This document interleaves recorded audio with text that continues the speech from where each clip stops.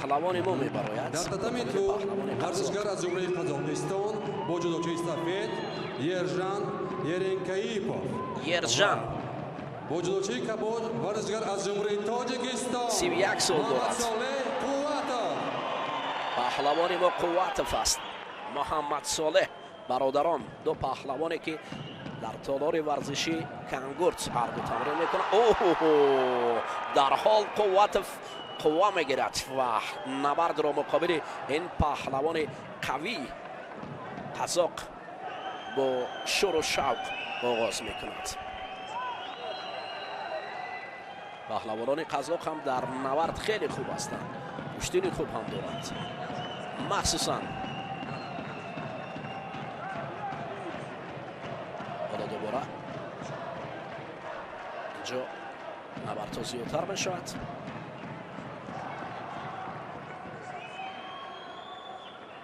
یرنکایپوف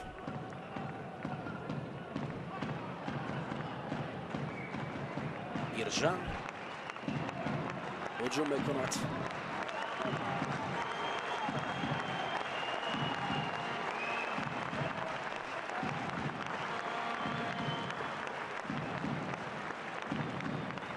یرنکایپوف 31 سال دارد. در کویت در آسیا رقم 1 بود در مسابقات کشاده آسیایی 2023. همین سال این پهلوان قزاق که با جودوگی سفید میگیرد رقم 1 بود و قواتف پهلوان هستند. هم محمد صالح قواتف برادران در مسابقات مختلف کشتی میگیرند، مخصوصا این پهلوان جودو کبود پوشیده تاجیک محمد صالح در مسابقه های آخر از جانب فدراسیون جودوی تاجیکستان سفربر میشد و گرند سلم ها گرند پری ها میرفت. پهلوان خوب است، بسیار گشتین خوب دارد، ولی باید این گشتین رو نه در گشتین سراسر شد، نه همچنین امکانیت ها را از دست دهد. گشتین جودو همین است، باید پهلوان هم گشتین خوب گیرد هم سراسیمه گیراند، چون بالا قید کردیم خطر قوه تفکر انسانیت برای پهلوان خیلی کمک رسان است. از این خاطر آنها باید آرامانه گشتین گیرند و جسارت و مردانگی را از دست دهند، زیرکی را از دست دهند، چون که یک لحظه فارغ بالی میتواند که پهلوان را پهلو افزاند. یرنکایپوف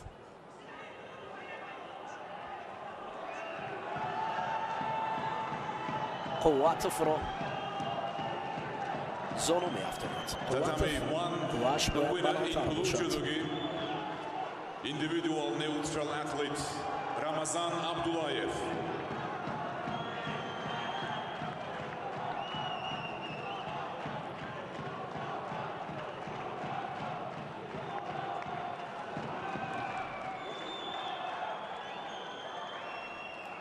برای یکدیگر نبردها باز هم قوی‌تر میشوند.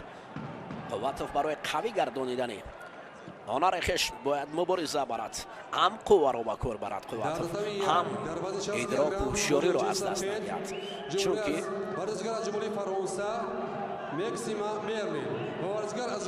هر لحظه فارغ بالی میتواند که پهلوان را پهلو برد. دوستان عزیز، همچنین اعلان میشود در تتم دیگر پهلوانان هم گشتین میگیرن از ما.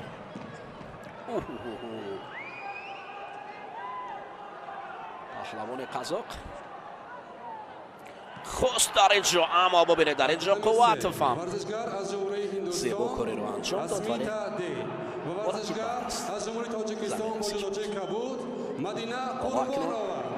یرنکایپوف در اینجا ترک گریبان میخواهد که قواتف را تسلیم نماید، ولی قواتف از این وضع مشکل خود را رها کردن میشود. دست رقیب را مستحکم می‌دارد و نمیگذارد که یرنکایپوف در اینجا اصول خود را به کار برد.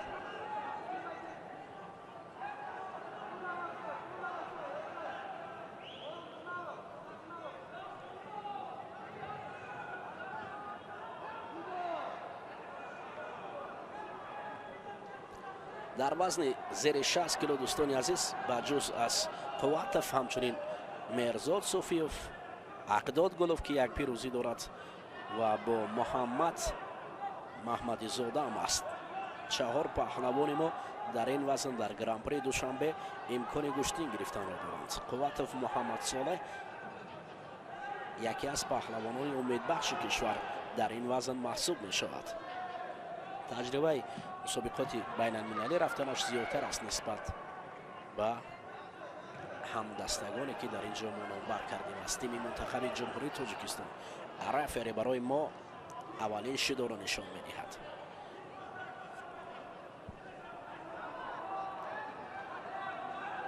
کم فعالی قواتوف را دوباره مرکز دیده است، ولی قواتوف برای پهلو افتادن جهد کرد، قوا نرسید.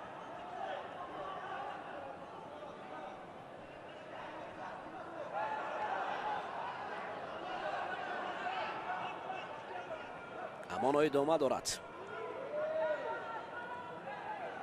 نبرد میان پهلوان ما. قواتوف و رقیب قزاقش ایرنکایپوف.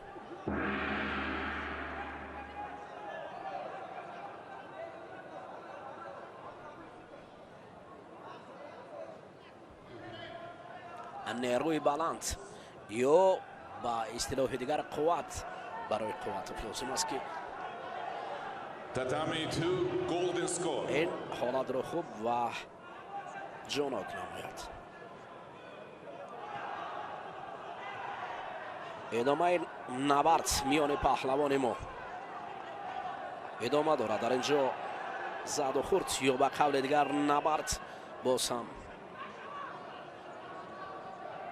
طولانی تر می شود.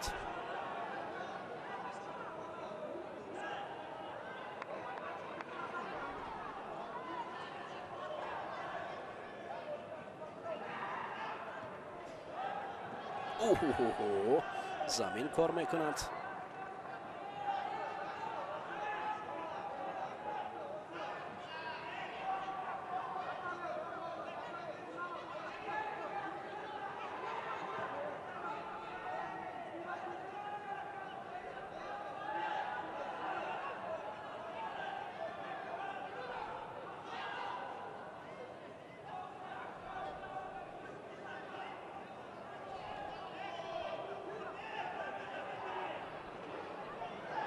اکنون ببینید در اینجا قواتوف قدر قوی نیست، اما لازم است که چون سعدی میگوید این لحظه جای ننگ و ناموس است. در حالی که جای ننگ و ناموس است وقتی ضرورت است پس بیا، وقتی ضرورت چون نماند گریست دست بگیرد سر شمشیر تیز. وقتی آن است که قواتوف با رقیبان قوی جوسه حتی قوی پیکر کش باید چون شمشیر مبارزه برند. در اینجا حالا قواتوف اشاره دارد که در اینجا این زدن رقیب به زمین امتیاز است، ولی دوباره مرکز این حالت را شاید تقاضا نماید برای نمایش دادن تکرارا چی بود. اینجا حرکت از جانبی که بود، حرکتی اول،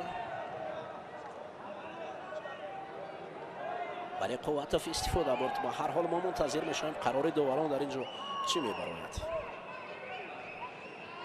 در گولدسکو گشتین است. بله وزر برای قواتوف هدیه میکند و این وزر قواتوف را به نبردهای نیم بعد میبرد. محمد صالح قواتوف بالاخره همون قوایی که ما از او طلبگار بودیم اجرا کرد. ببینید رقیب را خیلی شایسته از زمین میکوبد و این کوفتن های او با زمین رقیب را با تحت پشت میبرد. عجب است کوفتن هایی که زمین میافتند. آن اکنون همون مصرع هایی که وقتی ضرورت چون نماند گریز دست بگیرد سر شمشیر تیز. اکنون میشده است که با قول دیگر میرویم همدیاران عزیز با نبرد نوبتی.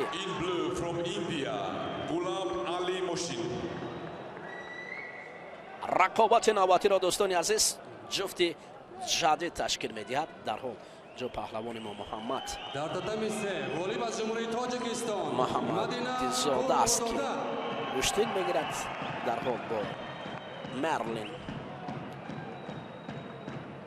کمی دست لواجلا برداشت و با مرلین ادامه میدهد نبرد را. هیئت منتخب فرانسه در گران پری دوشنبه شرکت دارد و پهلوانان قوی بعد از ژاپن فرانسه دارد.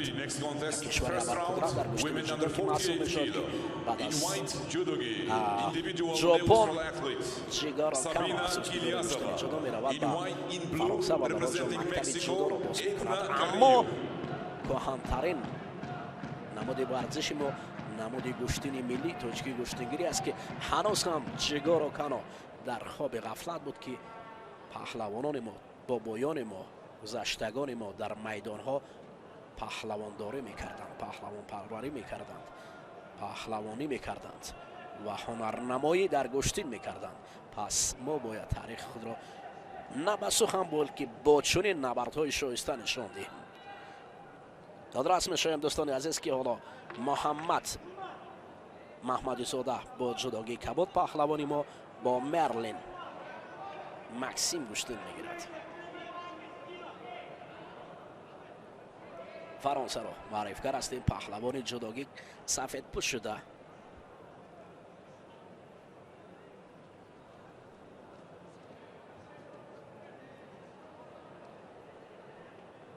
گران پری دوشنبه است.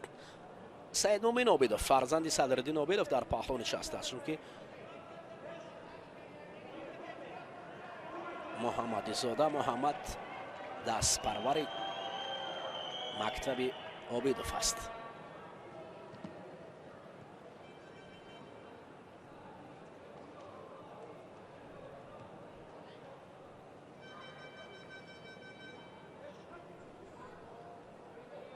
دوره های اول برای ما قدر مشکل نیستند. ما باید آماده باشیم برای نبردهای نوبتی، چون که نبردهای نوبتی هم خوبتر است.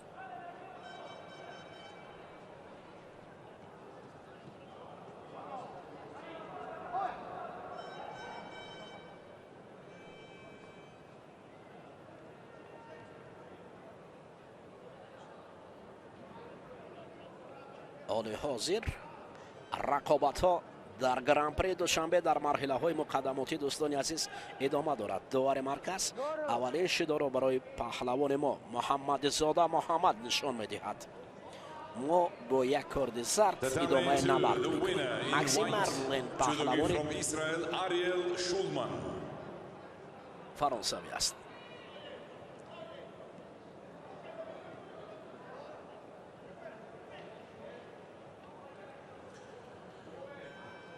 Next contest on tatami 2. 25 سال First دارد round, پهلوان men under فرانسوی 60 kilo. In white, از judogi گران پری from ورزشگر از جمهوری تاجیکستان محمد صالح قوت آور مارکوس بر مقابل محمد صالح قواتوف. این پهلوان ما جداگی کبود باور کرده است. نبرد را آغاز میکنند. قواتوف در دور اول پیروز شده بود و نوبت دوم با رقیب استریاش آور مبارزه میبرد. قواتوف را ببینید با قوای بلند آور را زمین میافتاند و از دست و پای گریبان میدارد تا پهلو افتاند. اینجا نبرد خیلی خوب است. نوکک شروع شده است. آور با قواتوف با قوای جدید میان همدیگر نبرد دارند. راستو هستند برای پیدا کردن گریبان یکدیگر جمع میکنند و قواتوف با جداگی کبود است. پهلوان ما از سلاله قواتوف ها که برادران گشتین میگیرند، هر دو در وزن های سبک.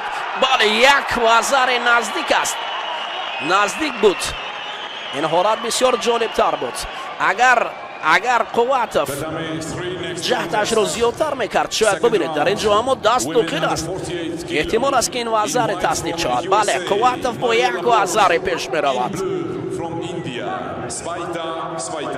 آور رو به شکست دارد، اما قواتوف باید زیرکی رو از دست ندهد. او چالاک و توانا باشد برای نبرد می‌بادند. حالا طریق گریبان باقی کردن از جانب قواتوف. محمد صالح این پهلوانی که از کلوب ورزشی کنگورت برآمد میکند خیلی شایسته گشتن میگیرد.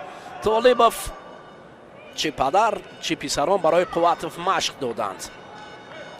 حتی ولادیمیر ایلچانینوف در مشق‌های دسته‌جمعی قواتوف را خوب میدید. اولش رو برای غیر قاعده داشتن برای آور نشان دادند.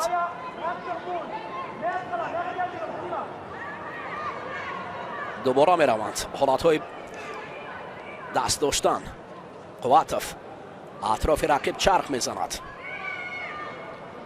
آور مارکوس، این پهلوان 19 ساله‌ای آستریا گشتای برگشته در یک حالت ناگوار میماند. نوبت دیگر حرکت های پهلوانان خوب در میشود. قواتوف اکنون رقیب را زیر چنگال قرار میخواهد دهد. سراول باید پای رو رها کند برای زیر چنگال گرفتن تا که قواش زیادتر باشد. هنوز هم قواتوف جهد دارد و برای رها کردن پای جهد میکند، اما دوباره مته میگوید برخیزند. اما با وجود این قواتوف با یک وزر حدود 2 دقیقه قسمت اول نبرد را پیش میبرد. رنجو تولیبوف حالتهای توقف مسئولیت میدهد برای قواتوف. نوبت دیگر آور حالا عکس العمل رو به کار بردنی است. قواتوف هست کمیکت های پهلوان آستریا خود را کنار بردنی است و زمین پهلوی دیگر افتادن است.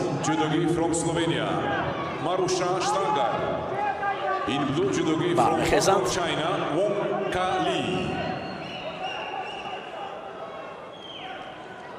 حجمی دوباره مرکز آنها را با هم می‌آورد. نوبت دیگر آور سرکیت میکند و قواتوف از این حالت خود را رها کردن میشود. قواتوف باید رستوراند. در اینجا در حال اکنون برمیخیزد و حالت دیگر پرتوفتن است، اما مته دوباره است. مته دوباره است که ایستد گشتن از سر نو آغاز گردد.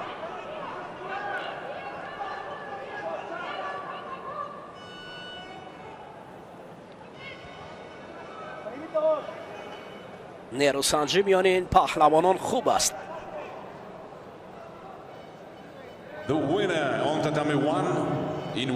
سبقتی خیلی شایسته میان قواتوف و رقیب آستریاش آور.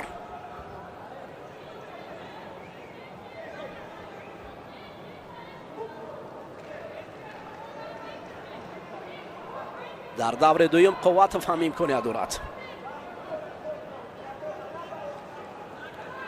مارکوس آور 19 سال دارد و هم جوان است، اما قواتوف هم قدر بزرگ نیست از رقیب. 2 سال فرقیت دارد.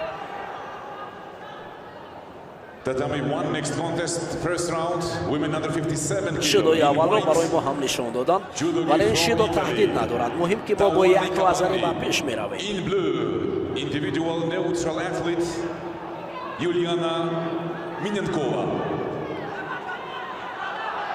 در اینجا اکنون قواتوف حالت زمین نگاه داشتند، باز هم امکانیت را به دست می‌آورد، ولی رقیب پای خود را مانع می‌گذارد و نمی‌خواهد که قواتوف را زیر چنگال گیرد.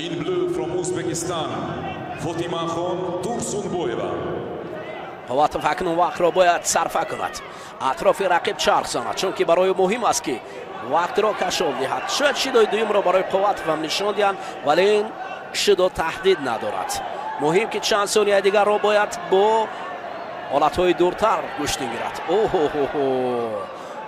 آور اکنون فهمیده است که چند ثانیه دیگر باقی مانده است و این ثانیه ها را پشت سر کردنی است، اما قواتوف یک وزر دارد، دور می رود از رقیب، هر لحظه دور می رود. 5 4 3 2 1 این برد قواتوف است. آفرین. اکنون پهلوان ما محمد صالح قواتوف در دور دوم نیست پیروز گشت و راهش با قسمت های منبعد در وزن زیر 60 کیلو رها شد. توران بایراموف رقیب نوبتی محمد صالح قواتوف در دور منبعد. مشکل می شود، ولی چی لوچ бояд дар навардҳои минбадани Қувватов бо ҳамин қувваи баланди худ куштин гирад. Муҳаммад Солеҳ Қувватов. дӯстони азиз, акнун роҳи мо дар даври дуюм низ боз мегардад. меравем ба ҳамон партофти ва зари имтиёзовардаи Қувватов. хеле шоиста буд. даст дохил Coming буд. to next contest, second round, men under 60 kilo. In white, judogi from Portugal, Rodrigo Lopes. In blue, from Israel, Ariel Schulman. Tatami 3, the winner in white from Mongolia, Babudor Chipasanhu. Badass dort.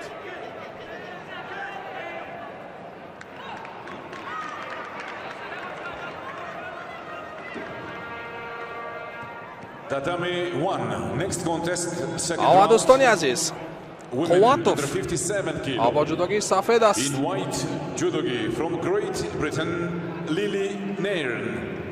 In blue judogi, individual neutral athlete, Darya Муҳаммад Солеҳ Қувватов Nurmagomedov. бо ҷудогӣ кабуд аст. ҳоло бо як шидо муҷозот гардидааст.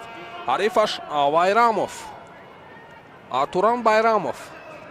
ҳарду идомаи набард мекунанд. сабқат идома меёбад. Муҳаммад Солеҳ Қувватов имрӯз хеле хуб гӯштин гирифт. ҳоло мо натиҷаҳои хубро интизор ҳастем аз ин паҳлавони хело ҳам ҷавону ки дурахшаш хеле хуб аст. 21 сол дорад. Муҳаммад Солеҳ Қувватов дар марҳилаи аввал паҳлавони Қазоқистон Ержанро шикаст дод, вале як партофте ки ҳеҷ интизор набуд. Қувватов онро ба анҷом расонид. Байрамов Туран паҳлавони 21 солае ки намоядагӣ мекунад Озарбойҷонро.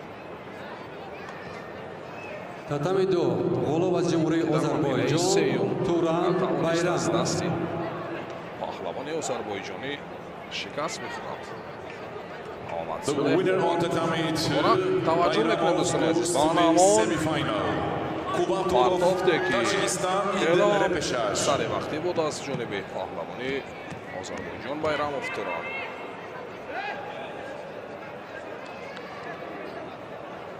Татами 2 дар вазни 60 килограмм, 4 финал. ва Next ба марҳилаи ниманиҳоиро quarter-final on tatami 3. Women under 48 kilo. In white, judogi representing Serbia, Andreja Stojadinov. In blue judogi, individual Акнун дӯстони neutral азиз, athlete, бо ҷудогии Samina сафед Gilyazova. Муҳаммад Солеҳ Қувватов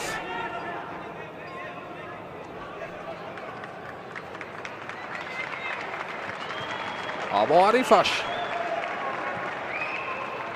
Байрамов на мазара дар инҷо бо арифаш аз Португалия Лопес Родриго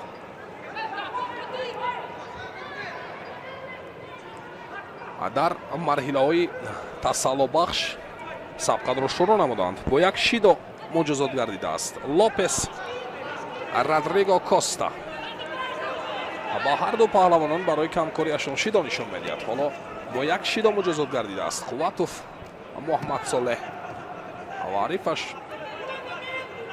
Лопес Родриго бошад. бо ду шидо муҷозот гардидааст. ҳоло Қувватов хеле хуб худро нишон медиҳад.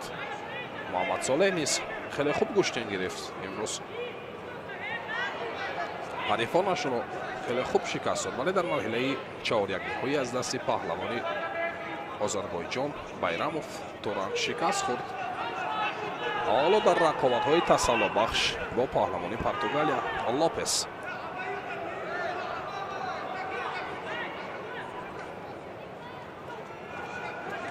Родриго идомаи набард мекунад. ҳоло фаъоли худро нишон медиҳад.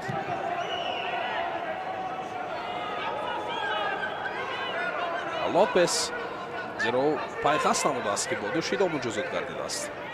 дар ҳоли як шидои дигар гирифтан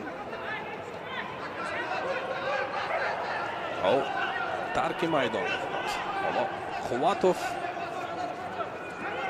мехоҳад ҳарифашро аз майдон аз гилеми марказӣ берун барорад.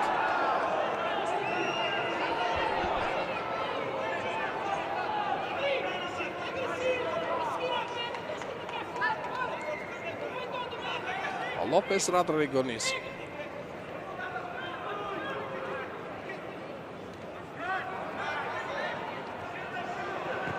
дар марҳилаи аввал озод буд. дар марҳилаи дуюм шулман реалро шикаст дод аст исроил ва дар марҳилаи 4-1 аз дасти паҳлавони мо мерзод суфиев шикаст хӯрд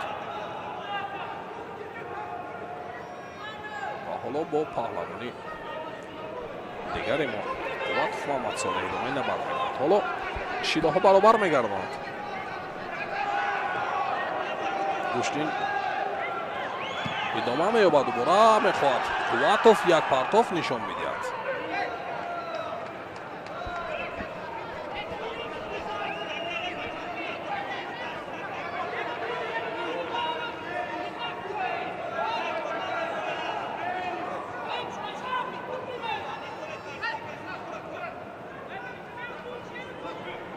дар ҳоли як шидои дигар гирифтан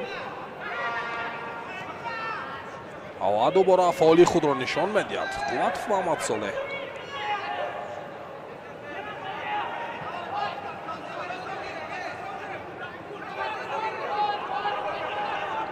ва лопес родриго бошад. хастагии худро нишон медиҳад муқобили паҳлавони мо.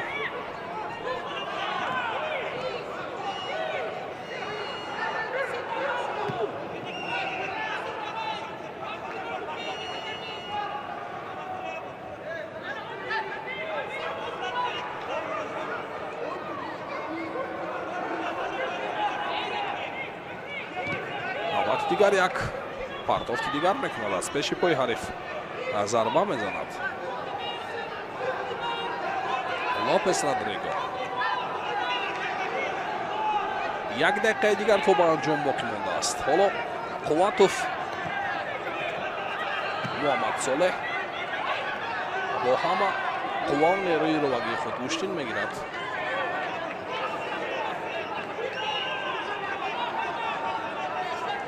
дар ҳоли каме худро фаъол нишон додан,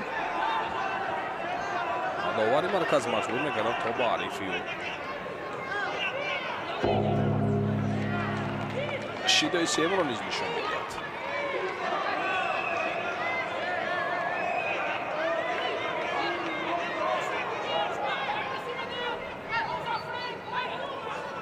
Tatami won the winner of the quarter-final in blue judogi. Individual neutral athlete Murat Chopanov. Chopanov goes to this semi-final. Zhubatkan of Kazakhstan in the repechage. Lopez Next quarter-final on tatami 1, men under 66 kilo. In white judogi from Azerbaijan, Yashar Najafov. In blue judogi from Great Britain, Charlie Young. муҳаммадсолеҳ ҳарчанд талош меварзад, кӯшиш мекунад барои партов кардан, барои иҷрои усул кардан. вале лопес родриго коста бо имкон намедиҳад. каме бо қаду қомати аз паҳлавони мо баландтараш гӯштин мегирад.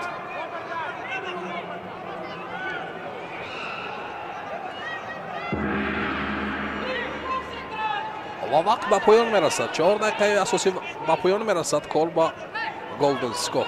вақти тиллоӣ мерасад. ҳоло мебинем ки дар ин вақти тиллоӣ кадом ана ҳамин партофти тиллоиро нишон дод барои мо. дар вақти тиллоӣ, дар 8 сонияи вақти тиллоӣ тавонист муҳаммадсолеҳ қувватов ана ҳамин партофти тиллоӣ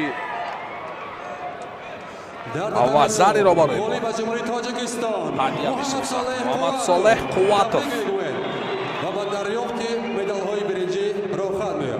ва ӯ рохат барои ба даст овардани медали биринҷиро мегирад.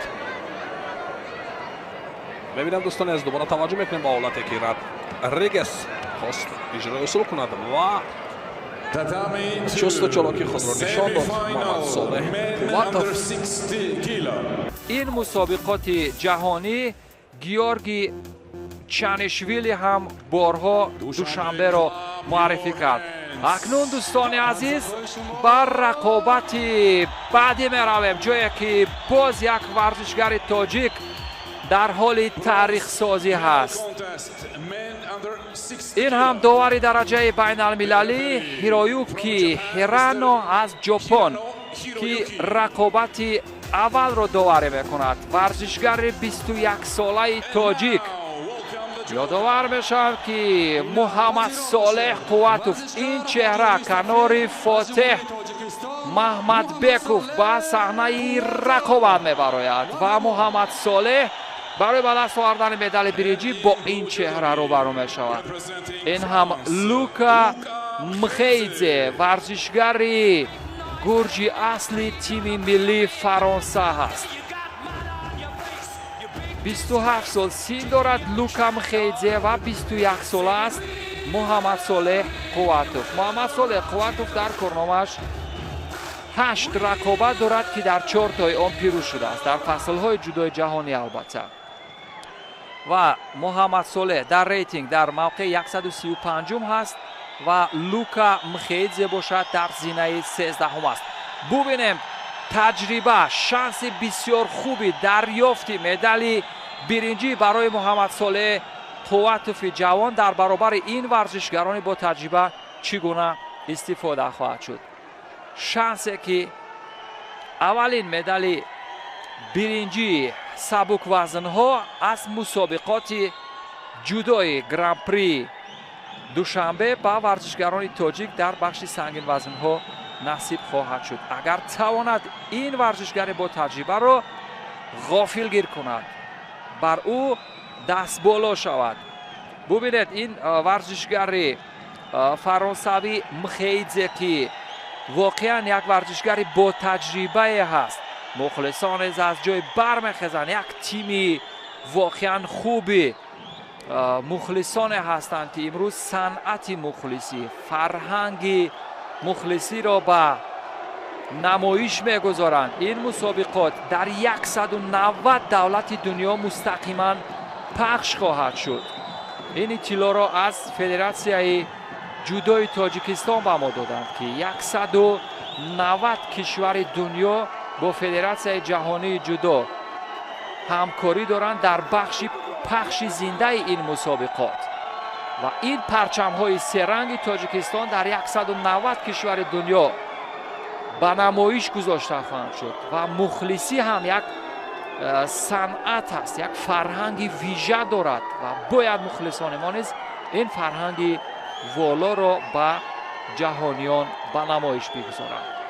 و محمد صالح قواتوف این هم دست پرور کلوب ورزشی کانگورت هست، ورزشکاری که در رقابت‌های داخل جمهوری اسلامی نیز بسیار خوش درخشیده است. امروز در رقابت‌های گران پری دوشنبه هم از صد حریفان ماهر گذشت. در دسته وزن 60 کیلوگرم در برابر محمد صالح قواتوف هم مهرزاد صوفیف بود که تو به نیمه نهایی رفت اما در نیمه نهایی بازنده شد. دو ورزشگر ماهر ما برای به دست آوردن مدال برنجی مبارزه میبرند در دسته وزن 60 کیلوگرم. ببینید امروز سبک وزن ها در دسته وزن 60 کیلوگرم علاقه درخشان ظاهر شدند. 2 نفر برای به دست آوردن مدال برنجی تلاش میکنند و مدال اگر مدال اولی برنجی اتفاق افتاد با محمد صالح نصیب خواهد شد. تا اینجا یک شیدو یا یک کردی زر دارد محمد صالح، اما از این نباید نگران باشد.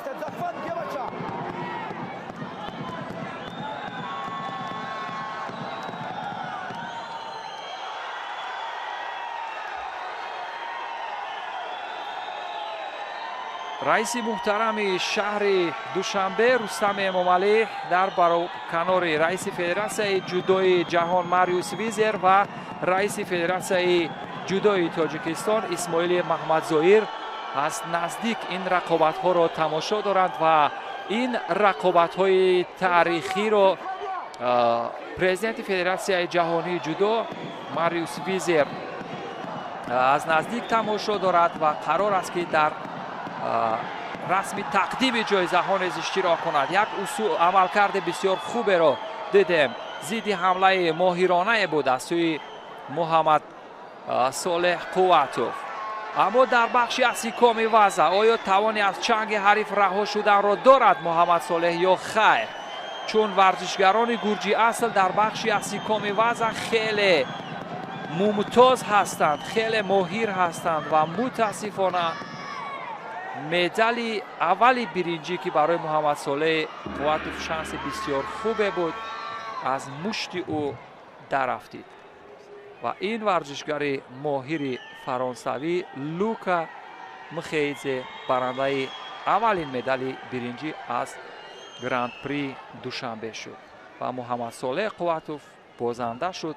аммо ин барои Муҳаммад Солеҳ қобили нигаронӣ нахоҳад буд, чун таҷрибаи бисёр хуб гирифт то ба марҳалаи ба даст овардани медали биринҷӣ ҳам расидан. ин як ифтихори бузурге ҳаст барои дилхоҳ варзишгар дар чунин як мусобиқоти бонуфуз.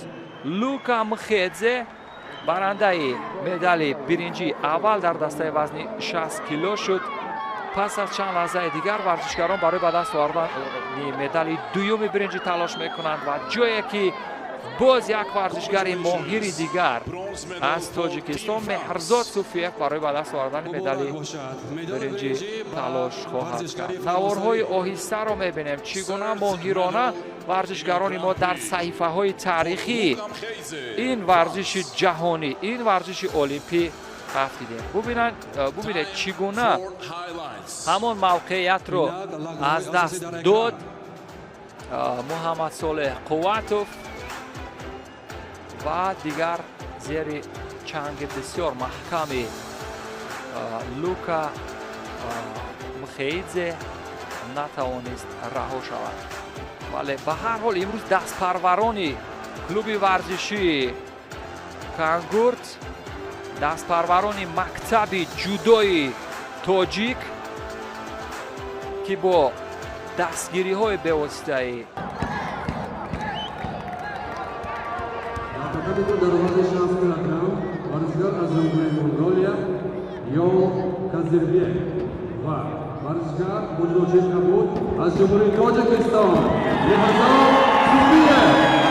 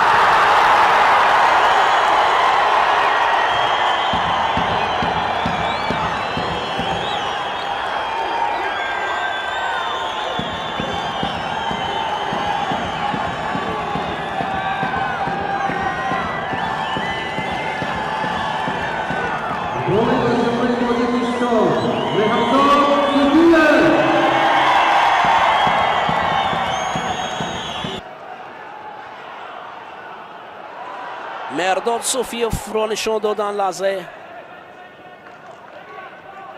بله، مرزاد صوفیوف گوشتین میگیرد بر مقابل رقیبش از آلمان. حالت لا دادن دست به کار نمی رود. صوفیوف از این حالت خود را اکنون رها کردنی است. دوستان عزیز، نبرد صوفیوف نوکک شروع شده است. مرزاد صوفیوف در مقابل حریف آلمانیش پلافکی بسیار رقابت خوب میبرد. حالا ما این نبرد را تماشا داریم و پلافکی از دور اول نماینده بریتانیای کبیر را مغلوب کرد و صوفیوف باشد با شکست پهلوان مغول با دور دویم برآمد. حالا صوفیوف را ببینید، اکنون رقیب را میخواهد که سمت دیگر نگاه دارد. ترقی گریبان باقی کردن از جانب صوفیوف. پهلوان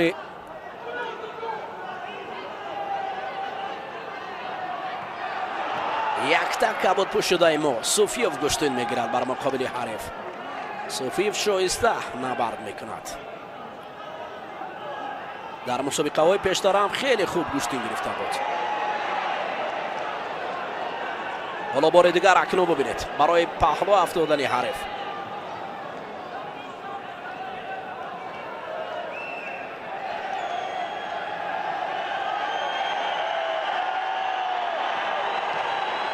مخلصان اکنون کف میکوبند به خاطر اونها. حالا شماره کمی مخلصان رو ما میبینیم دوستانی عزیز. باور کنید سر تا پایین تالار پر از مخلص است. Individual neutral athlete Sabina Gilyasova. صوفیوف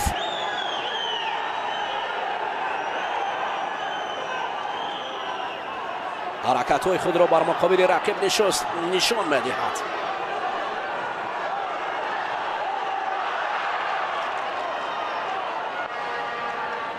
Tatami 3, next contest, second round, women under 52 kilo. In white, United Arab Emirates, Bishret Khorgodoy. In blue, representing Uzbekistan, Gulkhayo Churaeva. مرزاد صوفیوف مقابل پلافکی در اینجا مبارزه دارد. حالا اکنون صوفیوف را میبینیم که برعکس حالت های رقیب هم حرکت میکند. زمین کار کردن بعد از امر داور من است، چی زمین و چی راستا. این صدایی که حالا به گوش میرسد هم از تالار همین قصر تنیس و مجمع ورزشی آبی شهر دوشنبه است. مخلصان عزیز، شماره زیاد مخلصان جمع آمدن و این نبردها را تماشا میکنند.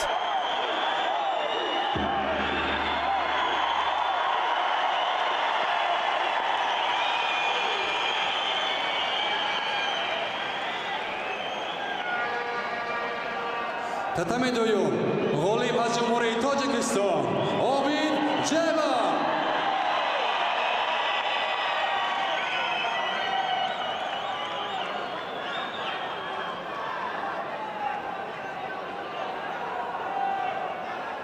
مرزاد صوفیوف برای پهلو افتادن رقیب کوشش میکند. مخلصان از جای برمیخیزند، به خاطر آنها کف میکوبند. Tatami 2, next contest, second round, men under برای پهلو 66 افتادن. kilo. In white, from مرزاد صوفیوف Turkmenistan, لحظه بود که رقیب را پهلو افتاند. In blue, from Mongolia, Gunjilkham Solt Irdin.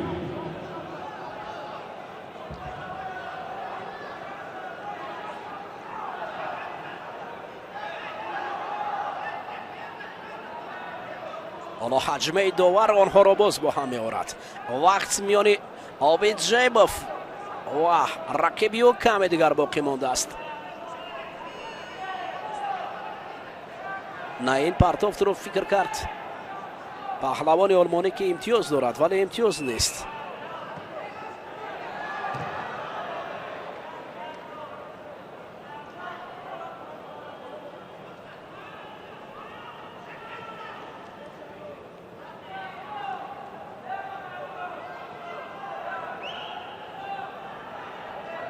نوبت دیگر اوچیماتا از جانب پهلوان آلمانی بود و سوفیوف در حال از این حالت مشکل خود را رها کرد.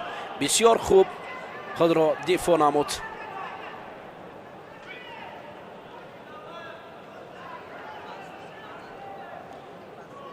شیدو نشان میدهد برای جیبوف و جیبوف باید فاول شود.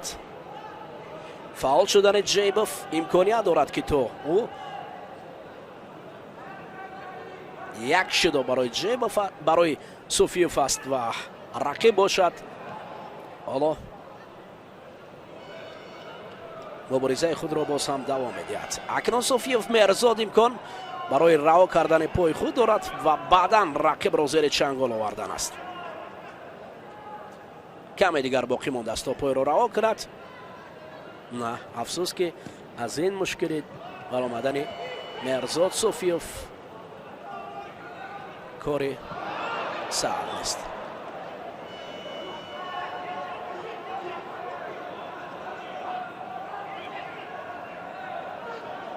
رسکدین عجبوف همانا برای شاگرد مرزاد سوفیوف میفهماند شیوه خوب و تیزتر موفق شدن رو.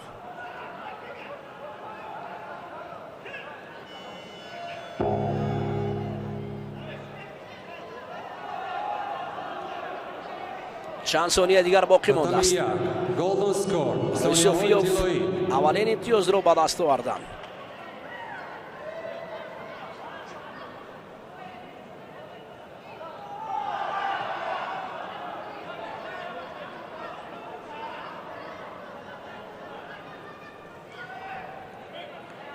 در گلدن سکور گوشتین میان کلایفکی مارتیس میان مرزاد سوفیوف همان ادامه دارد. دوستان عزیز اکنون اولین امتیاز در گلدن سکور برای کسی از این پهلوانان میسر شود پس اون موفق می شود. حالا آنها اکنون مایان دیگر ببینه اوچیماتا یکی از جانب پهلوان آلمانی موریتس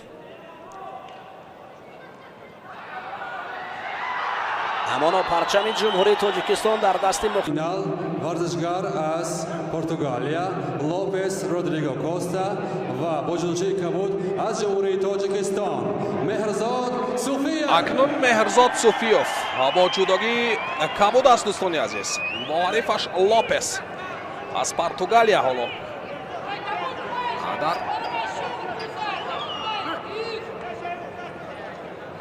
مرحله 4 نهایی سبقت رو شروع نمودند.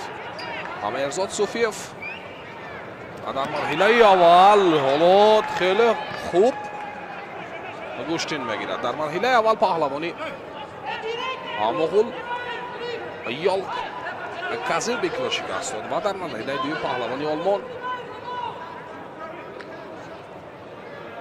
موریتس لافکی را شکست داد و در مرحله 4 نهایی با پهلوانی پرتغالیا لوپس رودریگو کوستا ادامه این نبرد میکند. حالا سوفیوف خیلی با یک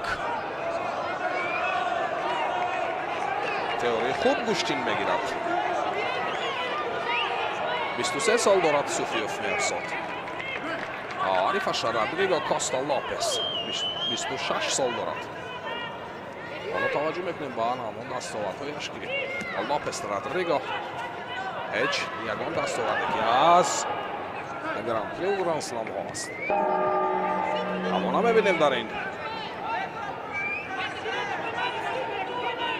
Tatami 3 golden score. پهلوانی پرتغالی و مرزاد سوفیوف باشد.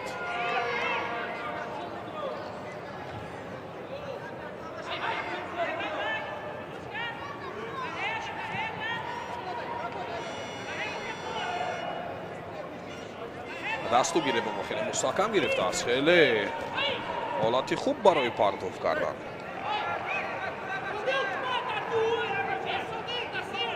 ولی امکان نمیده در رفی پرتغالیش لوپس رودریگو کوستا برای او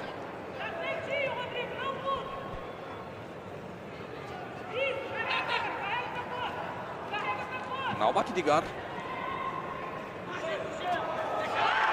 ва билохира як партофти хело ҳам хуб нишон медиҳад ки Мевзод Суфиев имтиёзи вазариро аз ҳарифаш меситонад. Хело як партофти саривақтӣ олӣ буд ки Суфиев партоф кард ва имтиёзи вазариро аз ҳарифаш ситонид. дӯстони азиз,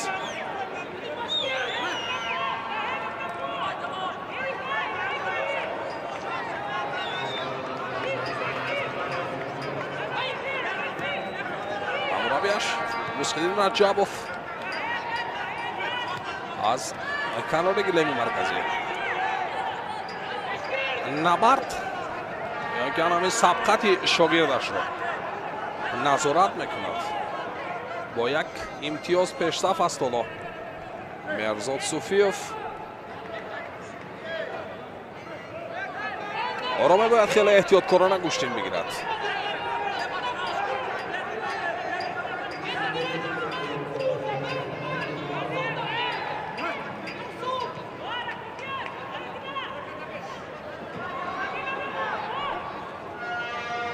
حالا دوباره لوپس رودریگو کمی فولتر میگردد. همین دوباره حرکت هایش رو دیگر میکند. سوفیوف حالا در زمین میخواد اصول های پرتری را کار کند.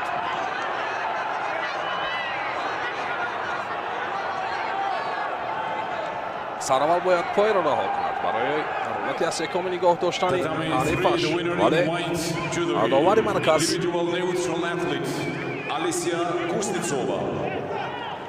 از سبقت را باز می‌دارد.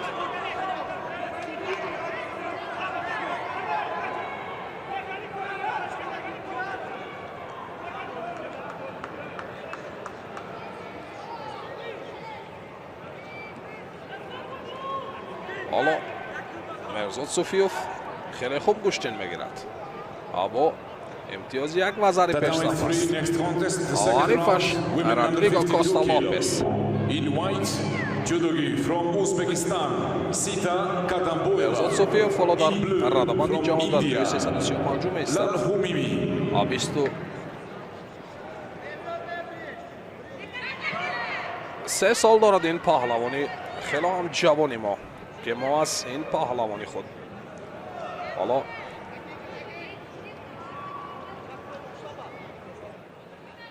همون نشانه های فخری رو انتظار هستیم.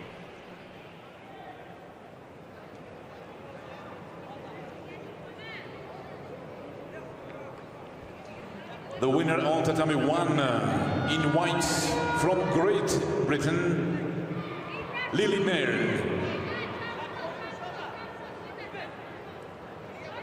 Tatami 1, next contest, second round, women under 57 kilo. In white, judogi from Germany, Seya Balhaus. In blue, judogi from Israel, Maya Leopold.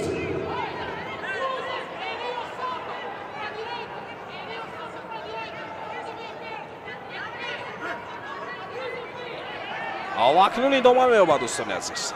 سبقت ادامه می‌یابد. حالا یک دقیقه دیگر توبه انجام باقی مانده است. یک حالتی خیلی هم خطرناک برای مهرزاد سوفیوف بود که لوپس رودریگو کوستا یک پرتوفتی دیگر نشان داد. حالا ثانیه‌های آخر و پایان میرسند و دوباره از پشت پای پهلوان ما ضربه میزند. لوپس رودریگو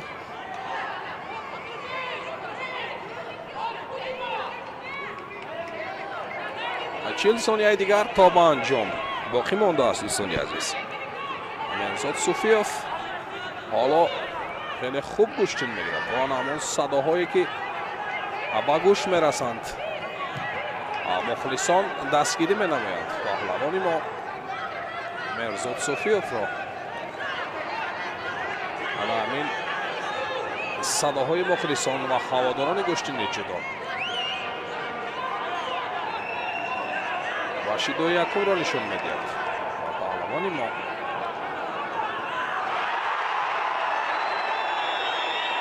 ولی یک پرتافتی خیلی خوب نشان میده دوباره مرزاد صوفیوف. اولش باگذاری کردن نمیشد. وقت 10 ثانیه دیگر در وقت را کشاله میدید پهلوانی ما. حریفش رو بر طرف هوا میدید. 3 2 1 همینطور دوستان عزیز وقت با پایان میرسد و دوباره میخواد حریف رو در حالت استحکام نشان میدهد. مرزاد صوفیوف دوستان عزیز پهلوانی ما خیلی خوب گشتین گرفتیم باز در مرحله 4 نهایی زیر وزن 60 کیلو اکنون گشتین خیلی خوب گرفت. حریف خود از پرتغالیا لوپس رودریگو کاستا را شکست داد.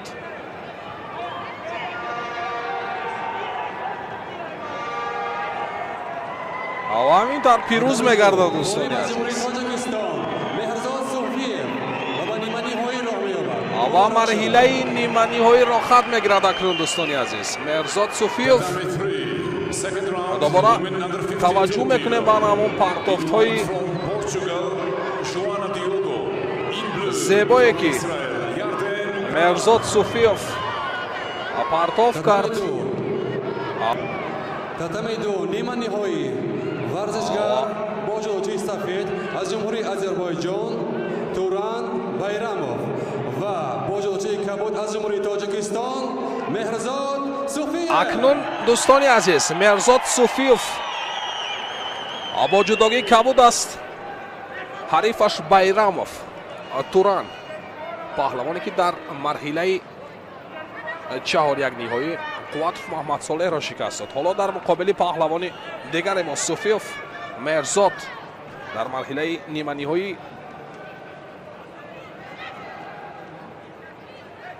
сабқатро шурӯъ намуданд. Суфиев Мерзод ва Туран Байрамов 21 сол дорад паҳлавони озарбойҷонӣ.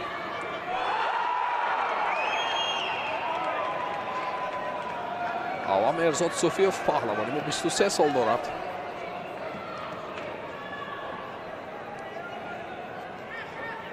Рисқиддин Раҷабов, Амуррабӣ, Суфиев, Мерзод ҳунари шогирдашон назорат мекунад. Ва шидои нахустро довари марказ барои Байрамов Туран нишон медиҳад. ҳар ду бо як суръати хело баланд пуштин мегиранд. Sabina Gilyazova. Gilyazova goes to the semi-final. паҳлавони ҷавони мо ҳоло имкони хуб дорад барои ба даст овардани Tatami 3, next quarter-final. медали тиллои гран-при душанбе. In white, judogi representing United Arab Emirates. Bishrel Khordodoi. In blue, judogi from албатта дигар як партоф мекунад. Yetsin. Байрамов Туран як партофти саривақтӣ нишон медиҳад ки ин ҳам добора таваҷҷӯҳ мекунем ба ҳамон партофте ки ҳеҷ интизор набуд. Мерзод Суфиев татами ду Арифаш. аз ҷумҳурии Озарбойҷон Туран Байрамов финалро хоҳад меёбад ва варзишгари мо барои медали беринҷӣ мубориза мебарад. ва паҳлавони мо Мерзод Суфиев барои ба даст овардани медали биринҷӣ. Next contest from Tatami 2, repechage. Men Гуштин under мегирад 66 ва kilo. паҳлавони Озарбойҷон In white from Байрамов Туран Turkmenistan, Hakim Aghamedov. Pashayev of партофте ки Azerbaijan, unable паҳлавони to моро compete. аз The winner in медали white from тилло Turkmenistan, маҳрум. Aghamedov. раиси ҷавони федератсияи ҷудои тоҷикистон машғулиятҳои дастаҷамъиро хуб гузарониданд. имрӯз то ба марҳалаи ниҳоии рақобатҳо расиданд. акнун як паҳлавони дигари тоҷик Меҳрзод Суфиев ҳам дар марҳалаи ниҳоии рақобатҳо аст. аз самти чапи тасвир аст Меҳрзод Суфиев ва ин ҳам аз Маҷористон довари дараҷаи байналмилалӣ Гостони ин рақобатро довари خواهد کرد. با جودوگی سفید به صحنه رقابت وارد میشود ورزشگر از ایتالیا اندریا کارلینو. ورزشگری 26 ساله هست و مرزاد صوفیف کنار مربیش ریزکدی رجبوف که چگونه به او توصیه میدهد به صحنه رقابت وارد می شود. ببینیم آیا مدال برنجی اول برای ورزشگران تاجیک اتفاق می افتد یا خیر. به هر حال وقت داور است. مرزاد صوفیف هم امروز بسیار ماهرانه تو به مرحله نهایی رفت، اما در مرحله نیمه نهایی رفت. در مرحله نیمه نهایی از توران بایراموف از ورزشگران آذربایجان شکست خورد، ولی کارنامه‌اش بسیار خوب بود. مرزاد صوفیف در رقابت‌های اول حریفان از مغولستان، از آلمان، از پرتغالیا را شکست داد تا به مرحله نیمه نهایی برود، ولی در نیمه نهایی بازنده شد. اکنون شانسی به دست آوردن مدال برنجی را دارد، ولی هماورد او اندریا کارلینو باشد. او نیز ورزشگری دست و پا بسته نیست و یک ورزشگری با تجربه هست. 3 سال نسبتا کلانتر است در قیاس به صوفیف، ولی تجربه زیاد هم دارد. مرزاد صوفیف همگی در رقابت‌های جهانی 8 رقابت دارد. از 8 رقابت در 3 تای آن پیروز شده است و ورزشگر ایتالیا باشد همگی 23 رقابت دارد و از 23 رقابت در 9 تای آن دست بالا شده است. یک پایزنی ماهرانه از سوی صوفیف بود، اما دفاعی اندریا کارلینو هم به مورد بود. اکنون در بخش استحکام وزن ورزشگران ما چندان مهارتی والا ندارند. از این رو شانس بسیار خوبی را از دست داد که حریفش رو به تخت پشت نگاه دارد.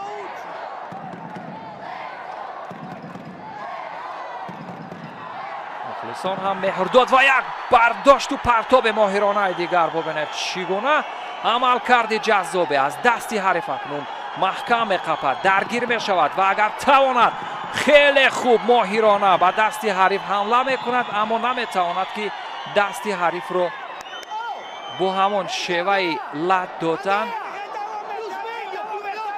ببینید چگونه پرتابی چرخشناک را به ثمر رسانید، اما موفق نشد. اجرا کرد اصول رو. اکنون مهرداد با افتخار و با غرور تماینگه یک پرتاب جانانه و این چی است؟ ایپان. اما این گونه نباید ورزشگران شادی کنند اگرچه در سرزمین خیش هستند. ببینید که داور به او گفت که زی شادی نباید دست و پا گم کرد، چون که ادای احترام باید به مخلصان، به داوران، به کلیه بینندگان گذارند. ولی فنی تماینگه بسیار فنی جذاب و دیدنی بود و ادای احترام هم در آخر گذاشته می شود. دوستان عزیز ببینید اکنون چگونه جذابیت این مسابقات را به نمایش میگذارد پهلوانان ما. و مهرزاد صوفیف با توفیل یک فنی بسیار با سرعت پرچم سرنگ تاجیکستان را قطار ورزشگران موفق جلوگر خواهد کرد. مهرزاد اشک در چشمان دارد و آن اشک شوق است، اشک خوشنودی و اشک افتخار از اولین مدال هست.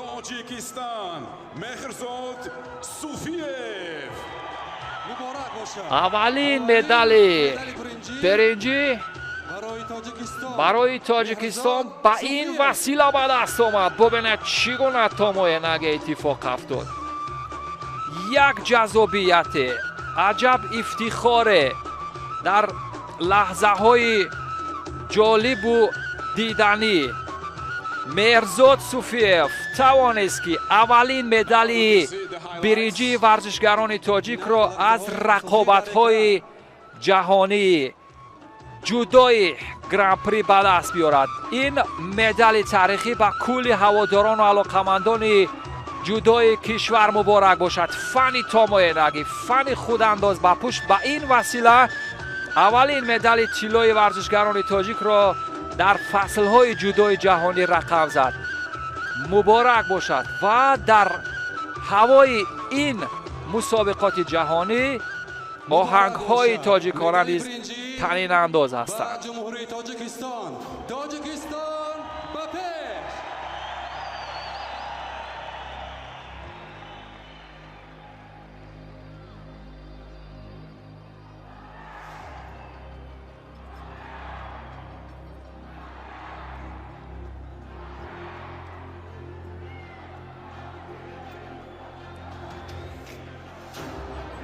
پهلوان 23 ساله جایزه‌دار گرند اسلم.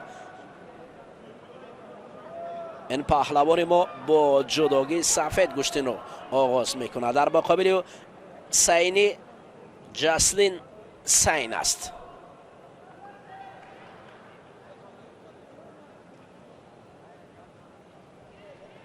بیست و 25 سال دارد پهلوان هندوستان. این پهلوان هند از چنین مسابقه های بلندپایه نشانه ندارد. خود را به زمین می افتاند. در اینجا کار را انجام داده نمی تواند. رؤوف حکمتوف باعث مربی سعید ابراروف در کرسی مربیگی نشسته است. سابق پهلوان محبوب تاجیکستان، پهلوان مردمی بود.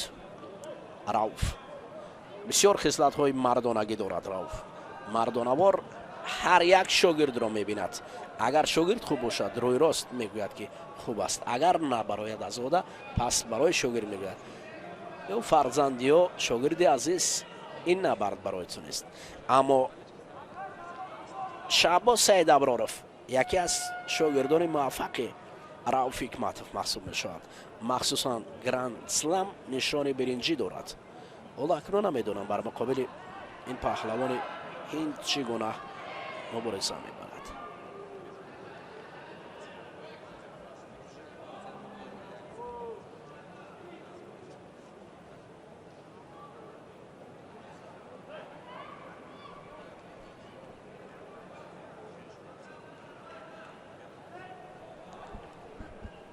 آنها مبارزه دارند.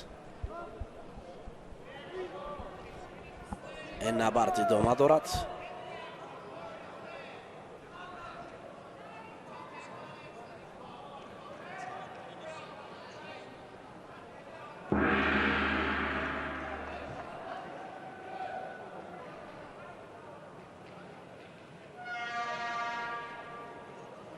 سعید ابراروف برای هجوم‌های پای در پایش برای رقیبش شدای اول را نشان دادند.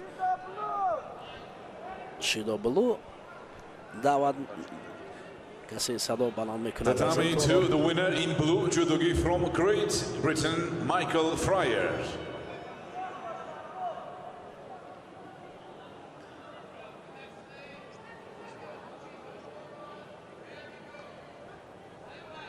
Now on tatami 2, first round, women under 57 سعید kilo. ابراروف مقابل رقیب اصولهای بسیار هم محبوب خود را باید به کار برد تا اینکه موفق شود.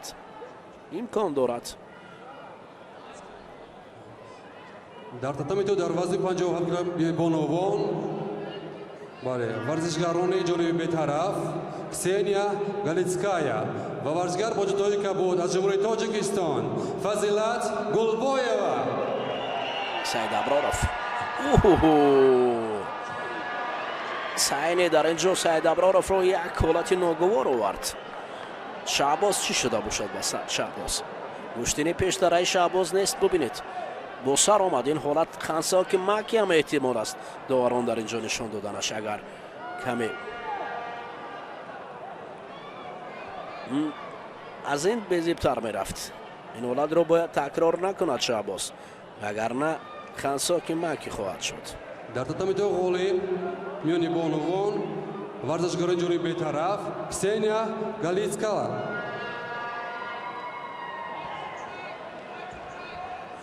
ادامه نبرد دو شده برای سعید ابراروف یک شده دارد. گوشتین ادامه دارد. Tatami 2, next contest, first round, women under 57 kilo.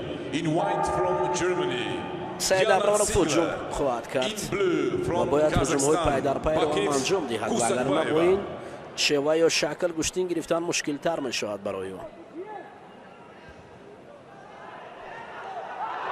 اوه این پرتاب Tatami 3, the winner in blue from نزدیک بود برای Australia, شهباز Tinka Easton. امتیاز بیارد.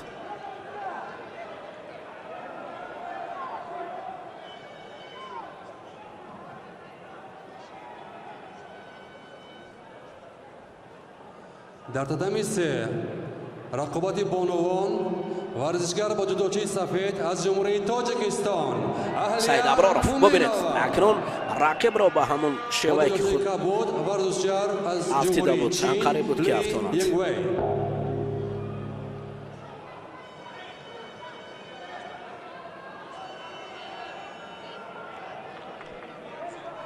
دو شده برای سینی نشان دادند و татами якум дақиқаҳои тиллоӣ برای پهلوان ما باید در اینجا کار به خمسا گلدن سکو می رود.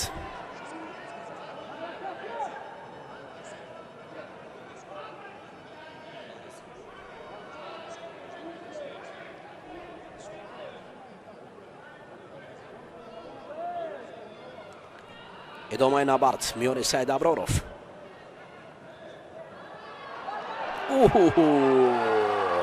سعید ابرارov بالاخره اکنون سینی را یک پهلو افتانید در گلدن سکو و به دور میمبده راه شد.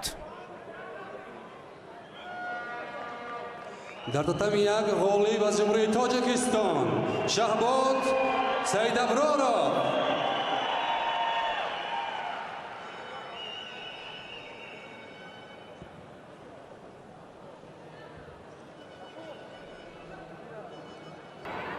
кӯшишу заҳматҳо билохира пирӯз гардид паҳлавони озарбойҷон наҷаф яшар. татами як ҷудочист дар вазни 66 кило бо ҷудоии сафед аз ҷумҳурии тоҷикистон акнун дӯстони азиз шаҳбоз саид шаҳбоз саид аброров бритониёи кабир бо ҷудогии сафед ба майдон мебарояд.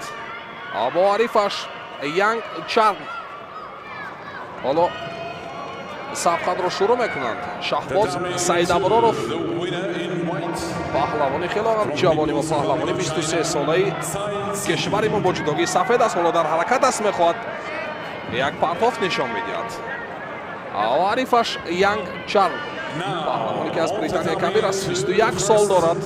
quarter final, men under 60 kilo. шаҳбоз саид аброров дар марҳилаи аввал паҳлавони ҳиндустон сайди часли сингро шикаст дод. аввал ба марҳилаи туран байрамов ва дуюмро қад гирифт. ҳоло хеле хуб куштин мегирад ва як партофти дигар нишон медиҳад.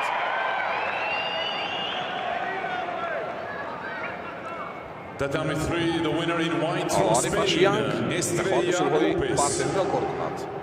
ҳоле шаҳбоз саид аброров низ хеле хуб куштин мегирад.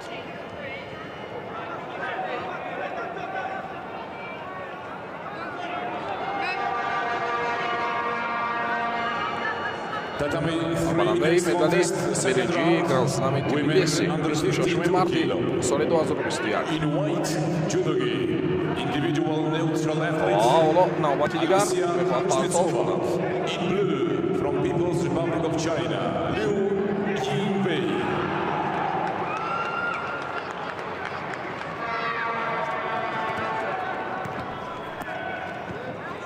арифаш низ янг бо як шуда муҷозот гардидааст, вале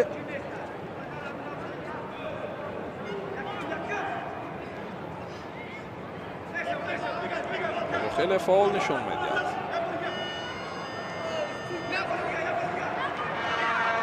дар муқобили паҳлавони шаҳбоз аброров янг чарли 21 солаи британия که حالا پهلوانی ما رو با هر طرف آتاب میدهد.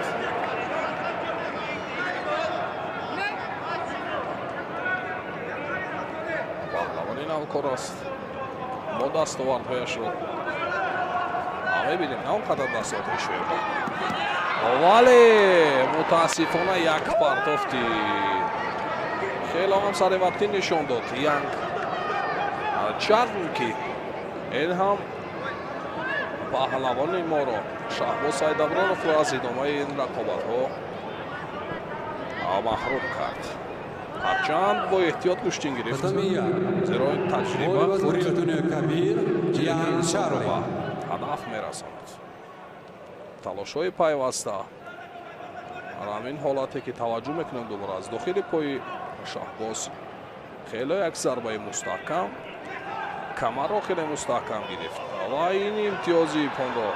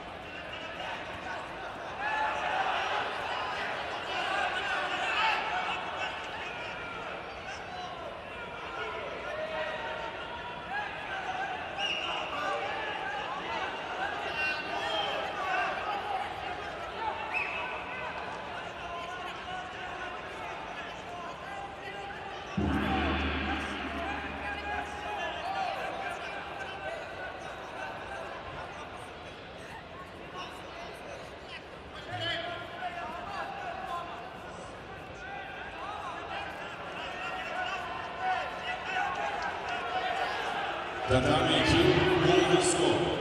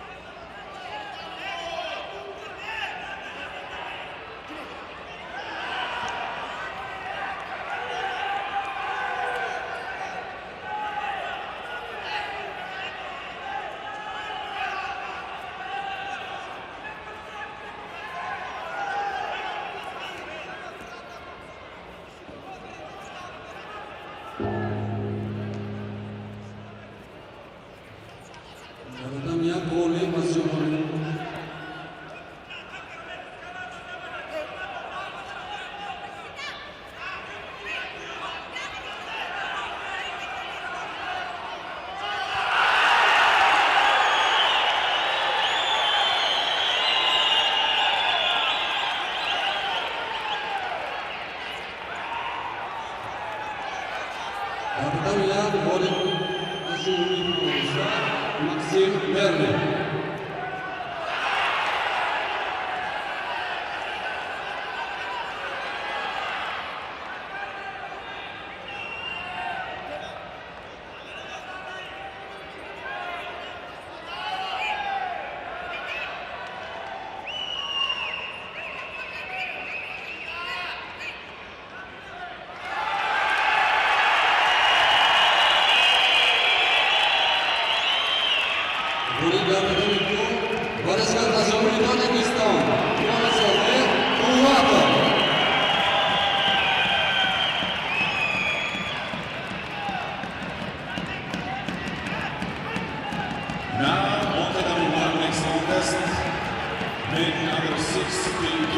In white from Germany, Maximilian Starke. In blue from Italy, Andrea Carlino.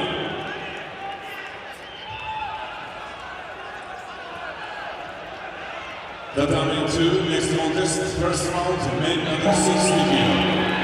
In white from Israel, Ariel Shulman. In blue from India, Ghulam Ali Mushi.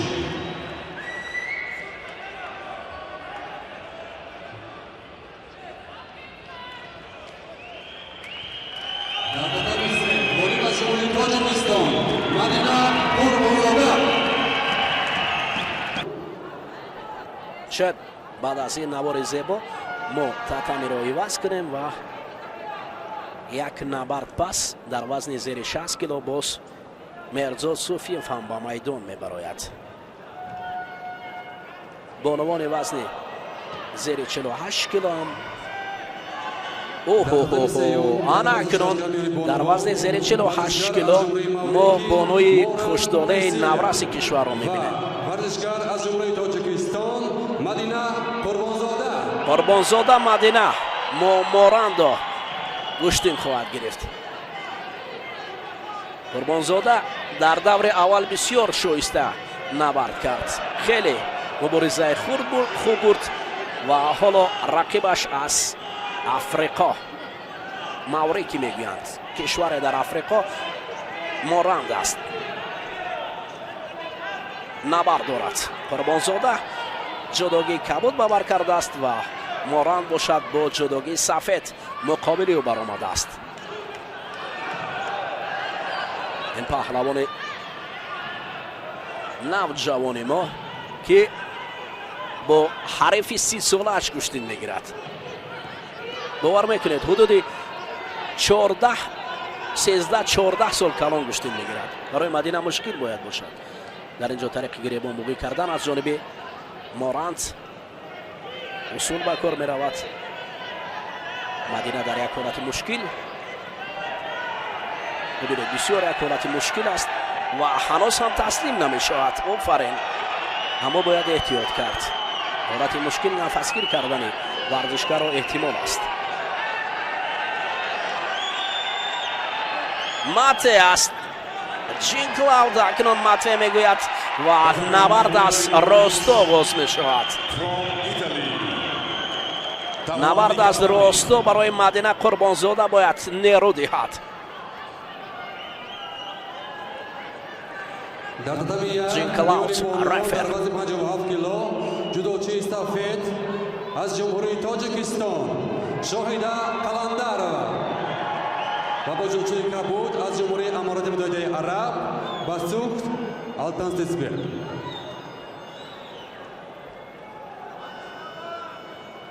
حالا در اینجا اشاره ها است تادار هستند و موراند را هم شیرانشان دادند برای فشار آوردن وسط و گوشتین اکنون راستای ادامه می‌یابد. موراند اطراف مدینه چرخ میزند. مدینه قربانزاده باشد. از این حالتهای مشکل خود را رها کردن و برعکس حال عکس العمل را به کار بردن است. در فاصله نزدیک ببینید اکنون کمربند پیدا کردن است. هر دو مبارزه را قوی تر میکنند و این نوبت موراند زمین میافتد. در تاتامی دو ورزشکار از جمهوری آلمان پلاکی موریس و ورزشکار از جمهوری تاجیکستان مهرزاد صوفیف. حالا برای ما صوفیف رو هم معرفی میکنن که در یک میدان اکنون 3 پهلوان ما گوشتین میگیرند. 3 تاتامی آراسته شده است در این میدان گران پری دوشنبه و یک بار 3 پهلوان ما نبرد دارد. ما باشیم این نوبت شما را از رقابت های مدینه قربانزاده که برای پهلو افتادن رقیب جهد میکند پیشکش میگردانیم.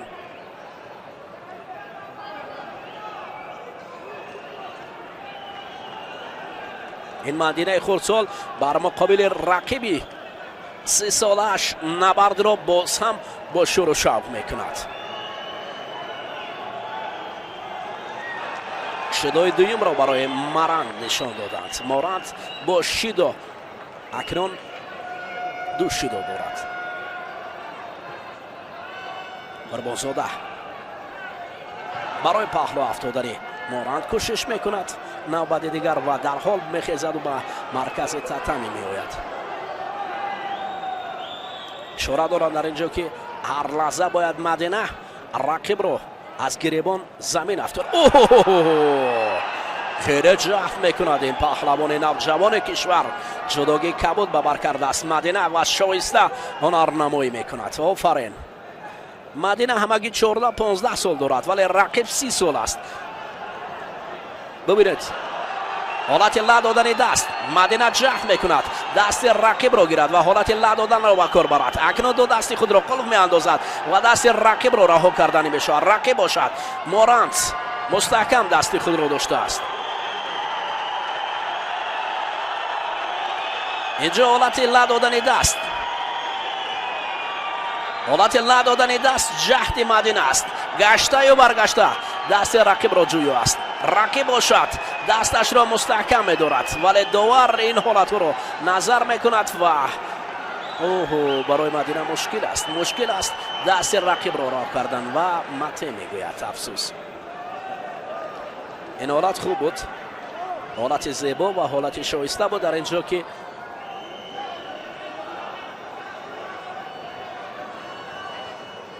اما جین کلاودز حالا برای مدینه استوب میگوید و اکنون حجمه داور مرکز آنها را باز با هم میآورد. مورند برای افتادن مدینه کوشش دارد. قربانزاده مدینه برای پیدا کردن دست چپ و راست رقیب هجوم میکند. بله کار به گلدن سکو میرود. татами сеюм голден скор дақиқаҳои тиллоӣ. اکنون حساب طلایی باز میگردد دوستان عزیز. در این حساب طلایی قربانزاده رقیب را فشار میآورد.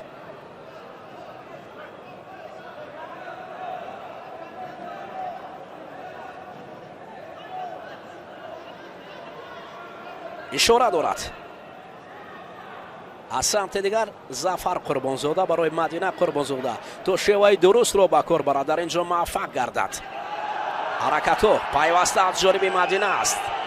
شدای سیوم تهدید برای باخت مورند است. کم فعال است.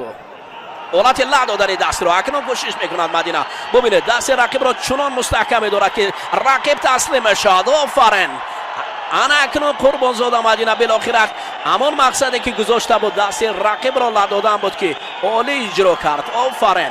این نورس اگر بگویم خطا نمیکنیم که در مقابل رقیبان 30 ساله مبارزه میبرد. آفرین. آفرین. آفرین. مبارزه بسیار عالی بود.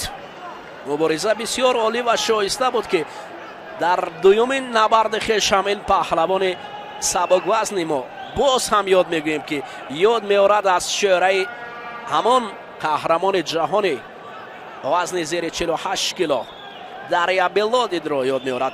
آرزو میکنیم که به مثل همان قهرمان شود. قربانزاده مدینه دومین پیروزی خویش را استقبال میگیرد. این پهلوان نوجوان کشور. مغول پهلوان در دیدار سیومی و مقابلش میبرد. باید مدینه در دور سیوم هم قوی بود. خیلی خیلی عالی اجرا کرد. دست رقیب را چنان فشار آورد که رقیب مجبور شد پای فشارت و تسلیم گردد. عجب زیبا شیوه‌ای را پیش گرفت مدینه. غالب از جمهوری امارات متحده عرب باتسو 83. دوستان عزیز اکنون در اینجا با پهلوان بانوی ما مدینه قربانزاده با میدان میبارد. همین پهلوان بانوی که خیلی خوب گوشتین گرفتیم امروز با جداگی کبود از دوستان عزیز. حالا با پهلوان بانوی مغول میبینیم که کدام کارا با سامان میرسد. قربانزاده مدینه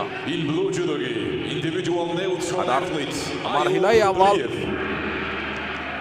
ҳарифаш аз ҳиндустон Де Асмитаро шикаст дод ва дар марҳилаи дуюм паҳлавони маврики Моранд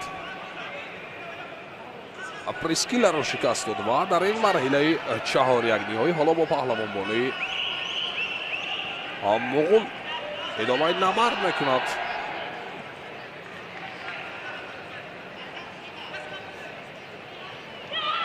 Мадина Қурбонзода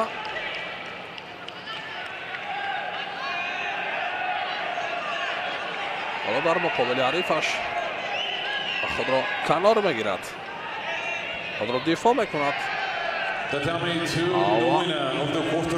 Абасанхо Бабудорч паҳлавонбони 23 солаи Монголия. Sai goes to the semi-final.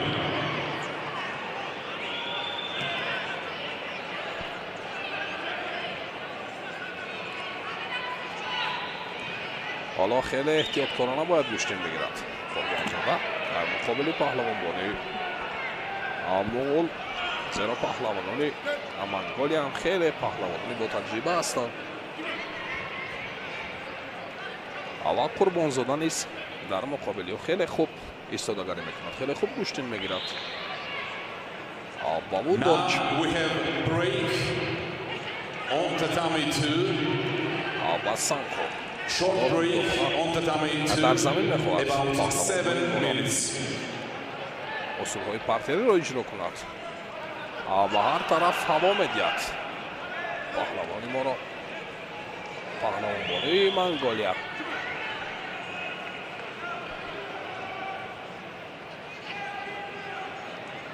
Абасанхо Бабудорч ин паҳлавонбонии Монголия дар марҳилаи аввал озод буд, дар марҳилаи дуюм паҳлавонбонии Узбекистон Турсунбоева Фотимахонро шикаст дод ва ба ин марҳила рохат гирифт. ҳоло ҳарду даст ба даст интизор мешаванд, фурсат ҷустуҷӯ мекунанд барои партов кардан, барои ҳаракатҳояшонро тағйир додан. аз сониҳаҳо пушти сар мешаванд ва Қурбонзода Мадина низ дар муқобили ҳарифаш ҳеҷ партов нишон намедиҳад. танҳо мо мебинем ҳарифаш Бабудорч худро фаъол нишон медиҳад, Қурбонзодаро ба ҳар тараф ҳаво медиҳад ва дар ин ҳолат довари марказ маҷбур мегардад. ва ҳамин гуна гӯё довари марказ моро мешунида бошад. широи нахустро ба паҳлавонбонии мо барои дурӣ ҷустан аз ҳарифаш широи нахустро ба ӯ нишон медиҳад. ва Қурбонзода каме лад мебардорад ва баъд аз чанд лаҳза бармегардад ва Бабудорч бошад бо баровардани як нафаси тоза интизор мешавад то ин ки паҳлавонбонии мо Қурбонзода Мадина ба майдон баргардад. Ladies and gentlemen, we would like to remind you that today final block starts at 5 p.m. and before the final block we have opening ceremony at 4 p.m. хеле дурахшаш خودرسان میکنند که مراسم کشادشوی گراند پری دوشنبه 2023 ساعت 16 آغاز می شود.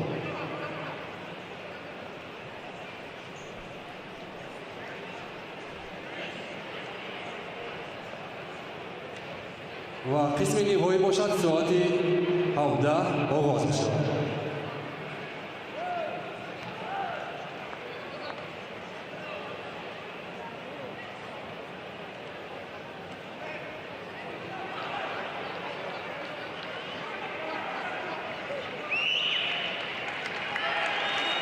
ҳаминтар бармегардад. дӯстони азиз, Қурбонзода Мадина паҳлавонбонии мо ба майдон бармегардад. ҳоло сабқат идома меёбад. 1 дақиқаи вақти асосӣ то ба анҷом боқӣ мондааст. ҳоло дар муқобили ин паҳлавонбонии муғул мебинем кадом корҳоро ба сомон мерасонад. қуввааш хеле хуб аст. танҳо ӯро мебояд ана ҳамон қувваву нерӯи иловагие ки дорад онро истифода барад. хеле эҳтиёткорона гӯшти мегирад. дастро хеле хуб мегирад. аввале бабудор чӣ бошад ва ҳолати хеле хуб мехоҳад ҳарифро буғӣ намояд. аввале ӯ ишора ҳарифаш ишора ба он мекунад ки гиребон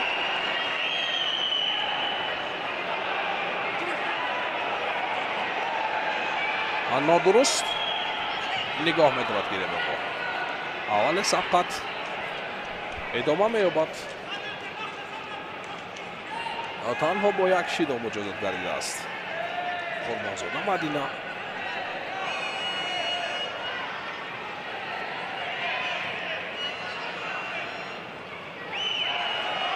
ҳоло чӣ тавре ки мебинем дӯстони азиз, як ҳолати хеле хуб, худро хеле фаъолу худро хеле чусту чолоку зирак нишон медиҳад Қурбонзода Мадина.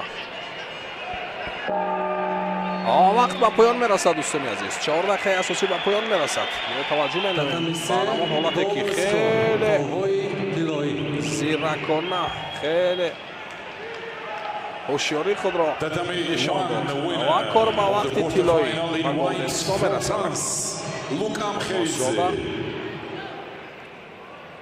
Мадина дар муқобили ҳарифи амоғулаш Бабудорч Басанхо сабқатро идома медиҳад. мебояд худро хеле қавӣ нишон диҳад муқобили ҳарифаш. Қурбонзода Ramazan Abdullayev. In blue, representing Italy, Andrea Carlino.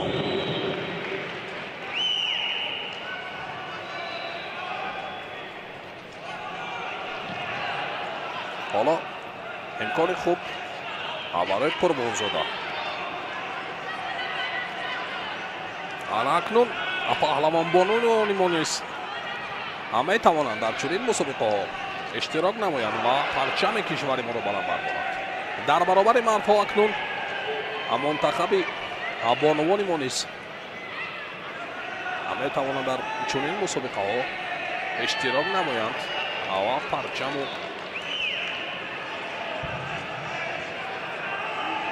парчами давлати моро баланд бардоранд. мисlan ҳамин паҳлавонбоне ки рӯи экранҳои мо шудааст. хеле ҷавон аст Қурбонзода Мадина. мо дар оянда низ аз ин паҳлавонбонии кишвар натиҷаҳои хубро интизор ҳастем. ҳоло хеле ҷавон аст ва як партофти дигар нишон медиҳад. Бабудорч ки худро дифоъ мекунад. Қурбонзода Мадина дар ҳарифи моғулаш 23 сол дорад.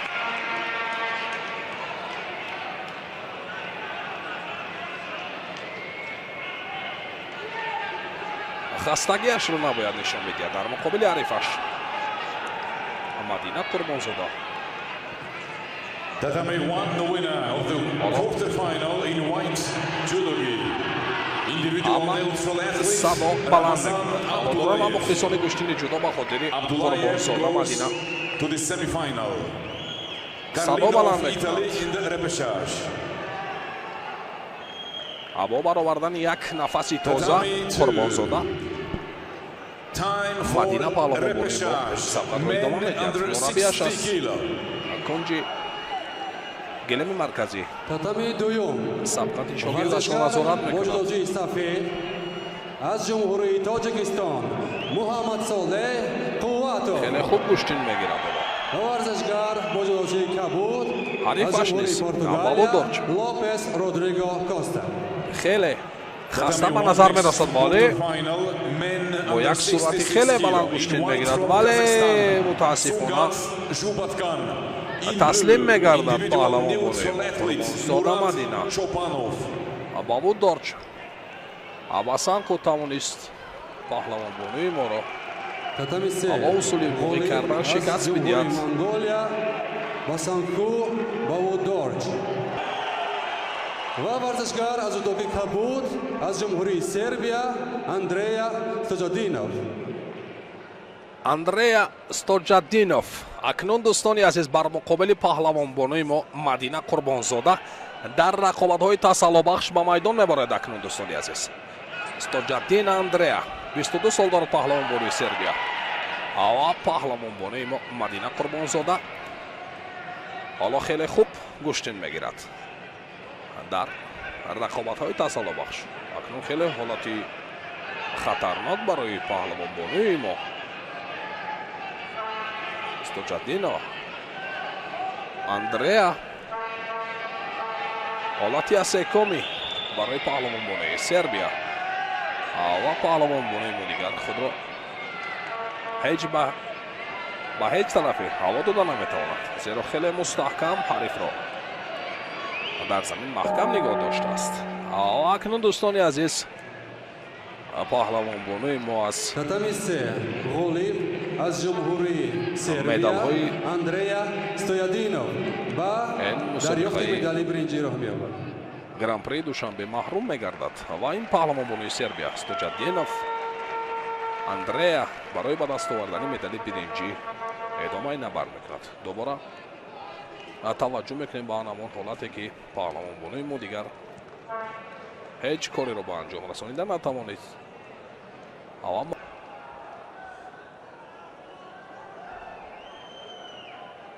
мешуд аст. Tatami one next Do'stoni contest, aziz, first aknun round.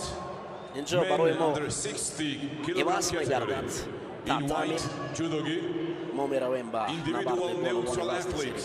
зери 48 кило, Ayol дар вазни зери 48 In кило blue judogi, бонуи representing як Israel, сафед пӯшудаи мо ё Roye ҷалои Rostem. сафедаи пӯшидаи мо ин Шукрона Қарчиёва бар муқобили Вонги Ганконги мубориза мебарад. барои бонувони мо рақобат кардан дар ин мусобиқот имконпазир аст. 24 сол дорад Авон Калли. Гонконг Чинро муаррифа мекунад. Гонконги Чин ду маротиба дар қаҳрамонии ҷаҳон иштирок кардааст ва паҳлавони мо 25 сола бонуест ки барои хурду бузурги мардуми Тоҷикистон ошно аст. Шукрона Қарчиёва дар клуби варзишӣ васнан қаблан машқ мекард, баъдан дар машқҳои даста ҷамъии Федератсияи ҷудои меҳан бо бонувони кишвар якҷоя машқ кардааст. Вонколо як вазаре дорад, дубора Қарчиёваро паҳло афтодани мешавад. ин ҳолатҳои мушкил аст барои Қарчиёва Шукрона ки набард кунад. хуб, моро зери чангол гирифтани аст Вонг ва Қарчиёва аз ин ҳолати мушкил худро раҳо кардани аст. бубинед ҳолатҳои мушкил ва мураккабро пушти сар мекунанд паҳлавонон.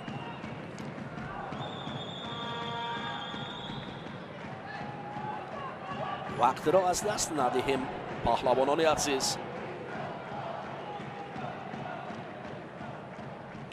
мо ҳамдиёрони азиз ҳар лаҳза ивази татами мекунем, ба хотире ки ҳар як набарди паҳлавонони кишварро ба пуррагӣ манзури шумо гардонем, то шумо аз ин набардҳо ҳаловат баред. мақсад аз гран-при душанбе низ пайдо кардани чеҳраҳои асири ватан аст. бояд паҳлавонони мо дар ватани худ муборизаи хуб нишон диҳанд, то ин ки ин қадар мухлисе ки ҷамъ мешавад, онҳо аз дидани набардҳо ҳаловат баранд. мақсади мусобиқот ҳам ҳамин аст. дубора меравад барои Учмата. Tatami 2, golden score.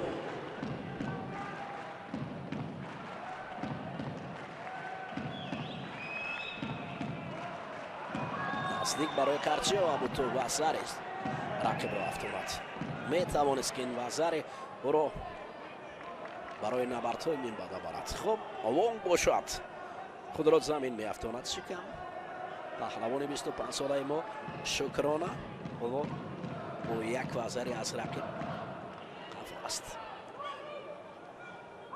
барои пой доштан ба паҳлавони ҷудоги кабуд пӯшуда нишон медиҳанд шудои аввалро. имкон буд Қарчиёва барои чӣ ҳолати ла додани даст намешавад. акнун Вонг мехоҳад вақтро ҳам кашора диҳад, ҳамчунин рақиби моро зери вардишгари моро зери чангол нигоҳ дорад. аз ин хотир ӯ атрофи ӯ чарх месанад. бояд Шукрона бархизад. ин ҳолат ба суди паҳлавони меҳмон аст, на ба мо аст.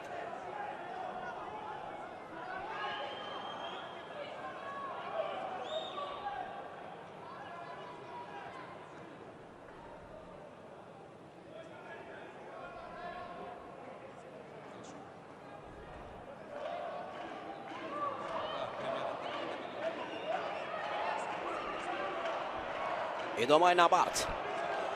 شکرانه با هیجان به رقیب نزدیک می شود. خطر از باخت دارد و رقیب باشد این عمل های شکرانه را رد می کند و مقابل او قوی می ایستد. افسوس فرصت کمی دیگر باقی می ماند و ما باختیم. شکرانه قرچی و در مقابل اوان کالی شکست خورد.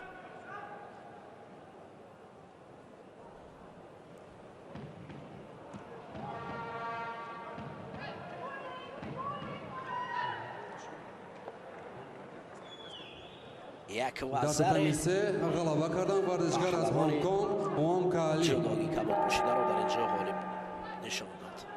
یک و یک باره پهلوانان ما زیاد هستند. حالا شاهد قلندر و نوردش رو با رقیب عربش پیشکش میگردونیم. این پیراهن کبود با بر کرده است رقیب شاهد قلندر رو، ولی از کجا بانوان عرب با چنین شکل هستند. این کشورهای عرب اکثرا پهلوانان نامی را میخرند و آنها را گوشتین میبونند. من جمله آنها حالا همین نبرد است که شاهد قلندر و مقابل حریفش میکند. در وزن زیر 57 کیلو. In blue judogi from Uzbekistan, Kamuliddin Bakhtiyorov. бадсух татами 2 голден скор сонияҳои тиллоӣ. бадсух рақиби шоҳида гардидааст. шоҳида 24 сол дорад ва бадсух бошад 26 сола паҳлавонест ки арабистони кишварҳои арабро муаррифгар аст. арабро аморати муттаҳидаи арабро муаррифгар аст. ин бонуи бо ҷудогӣ кабуд гӯштин мегирифтааст. иштирокчии қаҳрамони ҷаҳон аст. дар гранд-сламҳо 7 маротиба ширкат варзидааст ва дар гран-при бори дуюм аст ки ин бонуи араб гӯштин мегирад. бадсух алтансесек ин муғулнажод аст ва бонуи муғулнажод ба ҳайати мунтахаби аморати муттаҳидаи араб пайваста аст ки дар муқобили шоҳида қаландарова гӯштин дорад. ҳоло дос сантос рефери бразилиягӣ гаштаю баргашта барои паҳлавонони мо шидо медиҳад. барои ин ҷуфт шидо медиҳад алектараш. шоҳида қаландарова дар гӯштинҳои миллии тоҷикӣ гӯштингирӣ гӯштини худ мегирад. дар осиё дар ҷоми осиё баромад кардааст, вале муборизааш муқобили ин рақиби муғулнажодаш мушкил афтодааст. ба ҳар ҳол рақобатҳо идома дорад. ҳоло як паҳлу меафтад. дар ин ҷо шоҳида паҳлу меафтад ва зери чанголи рақиб қарор мегирад. ин ҳолат бисёр мушкил аст. бубинед акнун 10 сонияи дигар барои нигоҳ доштан шоҳидаро ҳариф маҷбур мекард. From Austria, Katarina Tanzer. In blue, individual душудо як вазари паҳлавони ҷудоги кабуд пӯшидаро ба пеш мебарад. шоҳида қаландарова варзишгар бо ҷозифи сафед аз ҷумҳурии фаронса акнун дар муқобили даики ва варзишгар бо ҷозифи ҳарифаш кабуд кораш аз мушкил ҷумҳурии афтидааст. тоҷикистон обид ҷебо. ҳар лаҳза паҳлавонони моро дар майдон муаррифӣ мекунанд. обид ҷебофро ва дигар паҳлавонони моро мо ҳар лаҳза мехоҳем ки тамоми набардҳоро дӯстони азиз пешкаши шумо гардонем.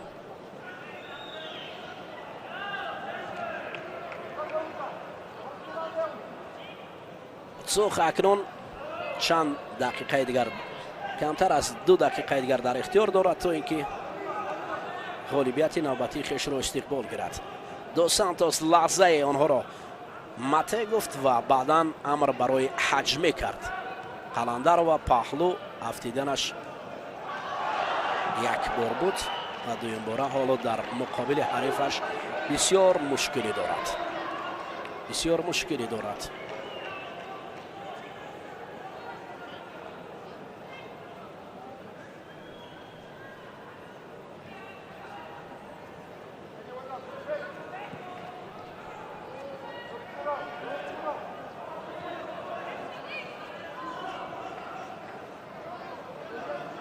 حتی همین مربی که در پهلوی در کرسی مربیگی ایستاده است از بانوی عرب رو مربیگی میکند. اون است البته پهلوانی روز نشد است و در منتخب امارات متحده عرب شامل گردیده است، کشتی میگیرد. یعنی حالا بسیار از کشورهای هستند که پهلوانان نامی دیگر کشورها رو خریداری میکنند و آنها در منتخب‌های دسته ها وارد میشوند.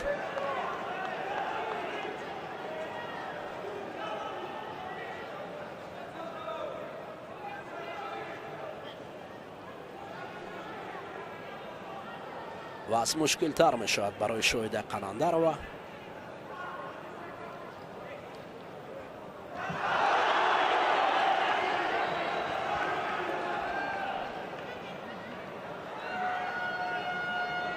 Tatami won the winner in white judogi رفته from رفته اکنون France. نبرد Luka چند Khedze. لحظه دیگر باقی مانده است تا شاهد قلندر و مقابل این حریف گشتینش را به سامان رساند. معلم رزق‌الدین رجبوف نشسته است پهلوی شاگرد ورزشگر و این بوجودی حالت رو نظر سفید می‌برد. از جمهوری تاجیکستان اقداد گولار و ورزشگر بازوچه کبود از جمهوری طرف بی‌طرف ایوب بلیو.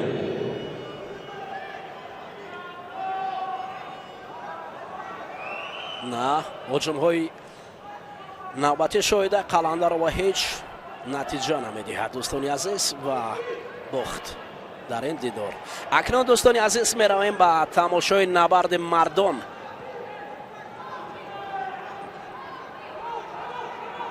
مردان ما گشتین میگیرند اینجا.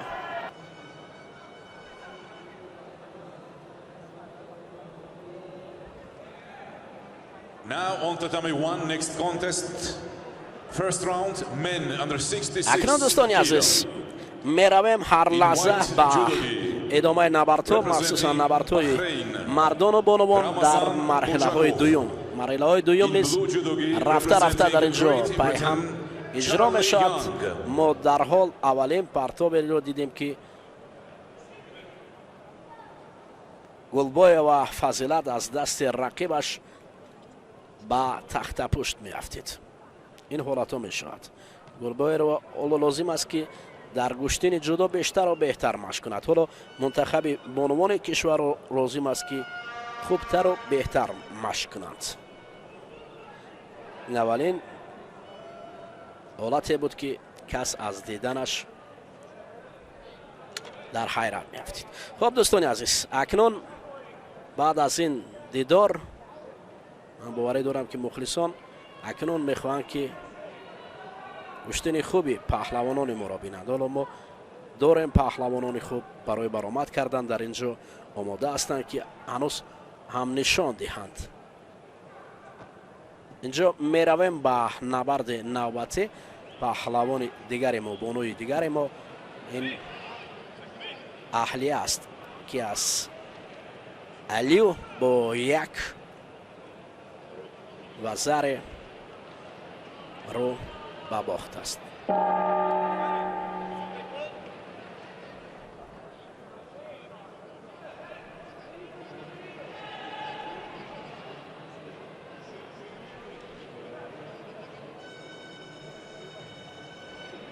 افسوس که بانوان ما در مقابل رقیبان قدر شایسته نیستند گشتینشان.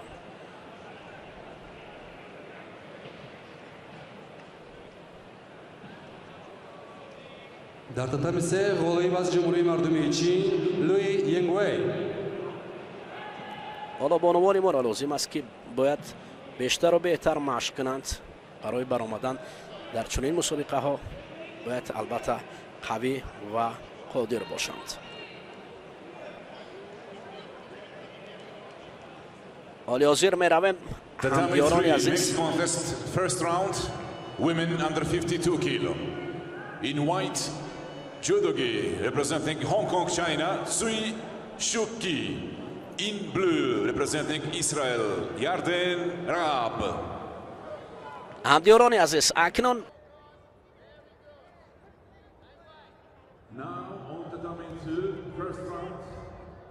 women under 57 kilo.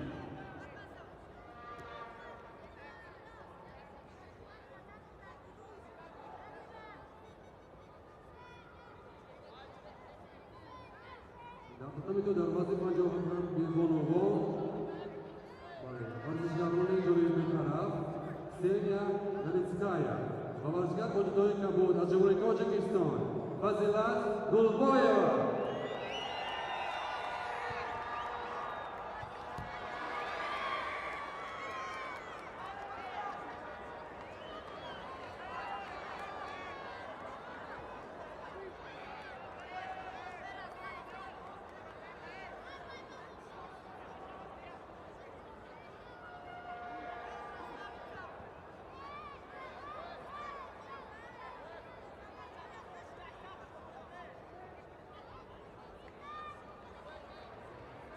Departamento vôlei junior ورزشگران جلوی طرف سینیا نلیتسکایا.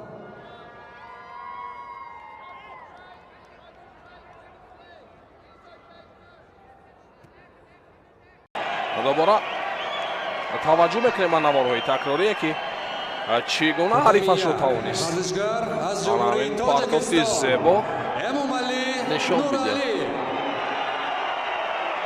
و ورزشگر با جدوی کبود از جمهوری قزاقستان سونگات ژوباتکان. و اکنون دوستانی عزیز پهلوانی سرشناس کشور با جداگی سفید امومعلی نورعلی به میدان میبراید با حریفش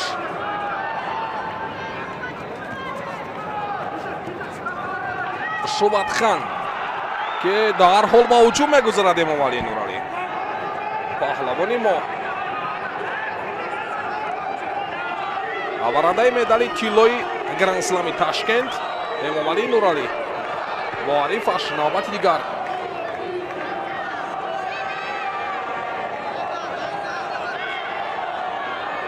ژوباتکان سونگات پهلوانی که حریف پهلوانی ما است.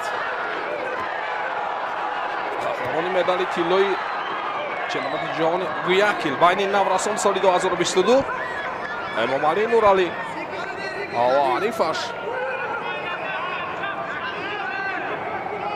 پهلوانی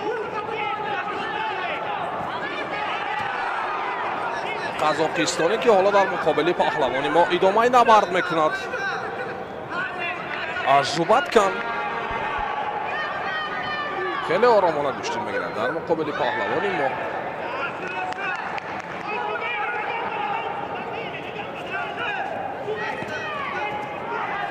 حالا خیلی حالتی خوب و یک پرتافت خواست به انجام رساند ژوباتکان. ولی امومعلی نورعلی باشد پهلوانی ما خیلی آرامانه گشتین میگیرد.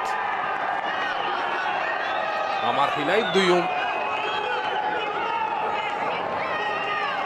فاروق صابیروف مربی امومعلی نورعلی حالا از کنج گلیم مرکزی هنر شاگردش را نظارت میکند. دقیقه ها پشت سر میشوند و مخلصان و هواداران گشتین جدا صدا بلند میکنند و مخلصی میکنند پهلوانان کشور را. Tatami 2, the winner in white from Italy, Veronica Toniolo. پهلوانی ما در مرحله اول آزاد بود و در مرحله دوم با پهلوانی قزاقستان ژوباتکان سونگات ادامه نبرد میکند. حالا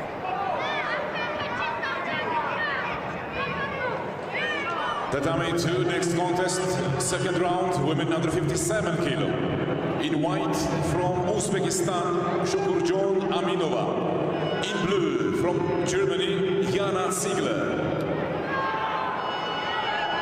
کم انتظار میشویم دوستان عزیز بعد از چند لحظه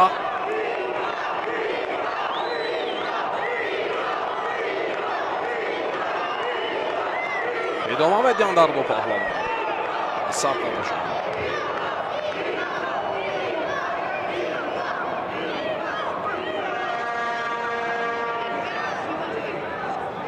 یادآور میشم که گران پری دوشنبه این مسابقه تاریخی است که بار نخست در کشور عزیزمون برگزار میگردد و حالا هر دو پهلوانان سبقت را شروع میکنند. امامعلی نورالی یک حالت خیلی خوب و سبقت ادامه مییابد.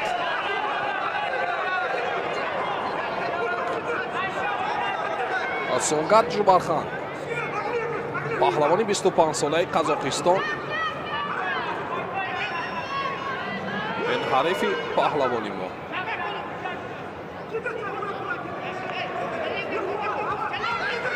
از مسابقه های گران پری و گران اسلام سازوار نگردیده است. حالا هر دو پهلوانان سبقت را ادامه میدهند. خیلی حالت خوب برای امامعلی نورالی.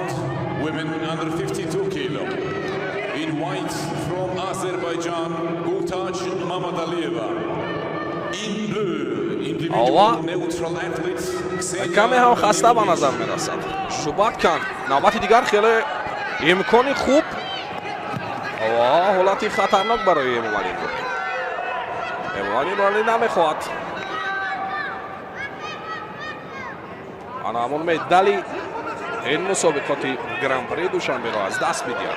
او گوشتین میگیرد، خیلی خوب گوشتین میگیرد، آرامانه گوشتین میگیرد، ولی شیدای نخست را با او نشان میدهد. داوری مرکز آرامه باید خیلی چست و چالاکانه گوشتین میگیرد، خیلی احتیاطکارانه گوشتین میگیرد، زیرا در پیش حریفانی خیلی با تجربه او را انتظار است. نوبت دیگر کمی فعالتر میگردد. ژوباتکان حالا میخواهد در زمین اصولهای پرتری را استفاده برد.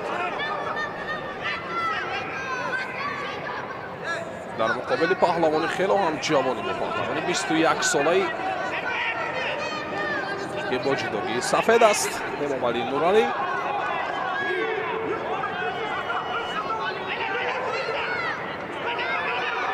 که در رده‌بند جهان در جای 19 ایستد. حالا خیلی سبقت خوب جریان میگیرد.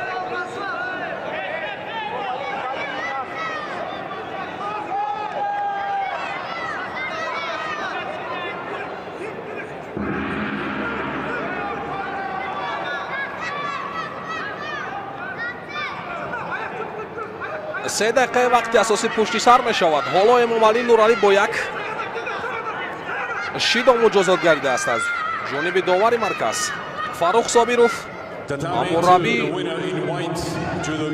امامعلی نورالی حالا از کنار مرکز گلیم مرکز سبقت شاگردش را نظارت میکند و شیدای نخست را نیز با پهلوان قزاقستان ژوباتکان نشان میدهد داوری مرکز. حالا هر دو با یک شیدا مجازات گردیدند. سبقت ادامه مییابد. امامعلی نورالی نوبت دیگر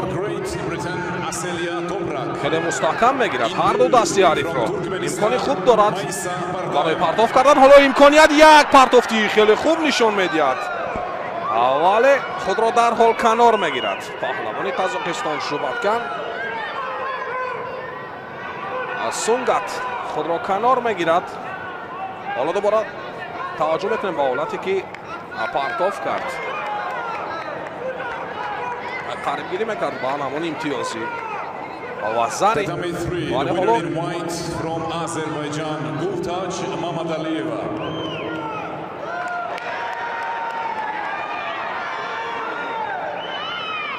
ولی دوستان عزیز در اینجا متاسفانه خنسا کمک نشان میدهند برای پهلوانی ما برای نادرست پرتاف کردن. غالب از جمهوری قزاقستان سونگات و ژوباتکان زونگات.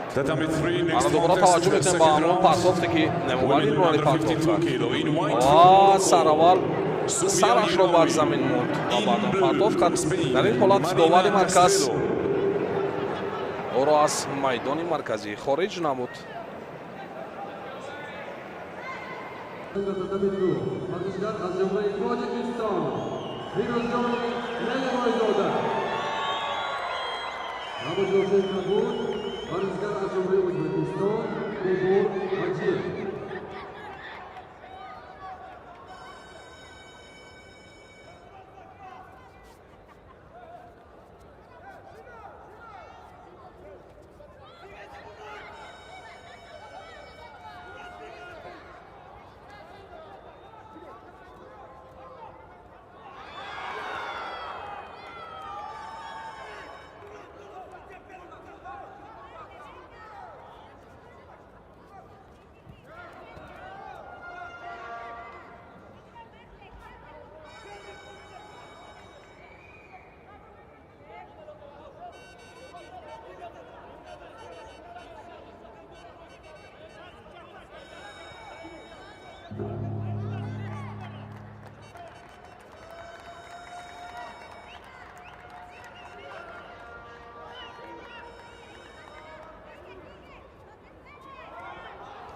Tatami 1 winner in blue, individual medal from athletes, Murat Chopanov.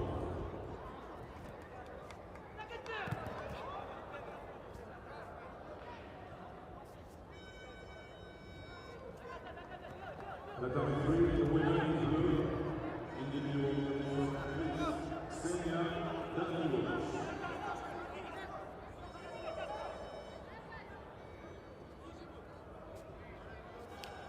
Tatami 3 next contest, first round, women under 52 kilo. In white from Spain, Marina Castelo Diaz. In blue from Israel, Paz Company. Tatami 1 next contest, first round, men under 66 kilo. In white from Uzbekistan, Abdurrahim Lutfuloyev. In blue from Morocco, Abdelrahman Bouchita.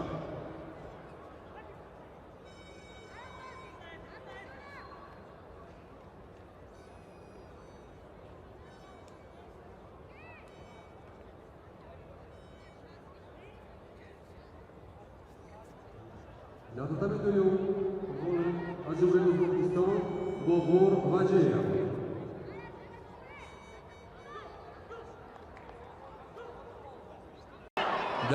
همدیاران عزیز اینجا ما از جمهوری تاجیکستان حقداد گلوف رو میبینیم با جداگی کبود میبراید. حقداد گلوف این پهلوان تاجیک 24 سال دارد. صدردین عابدوف شاگردش است. در مقابل او صدیقی یونس میبراید پهلوان 25 ساله مراکه.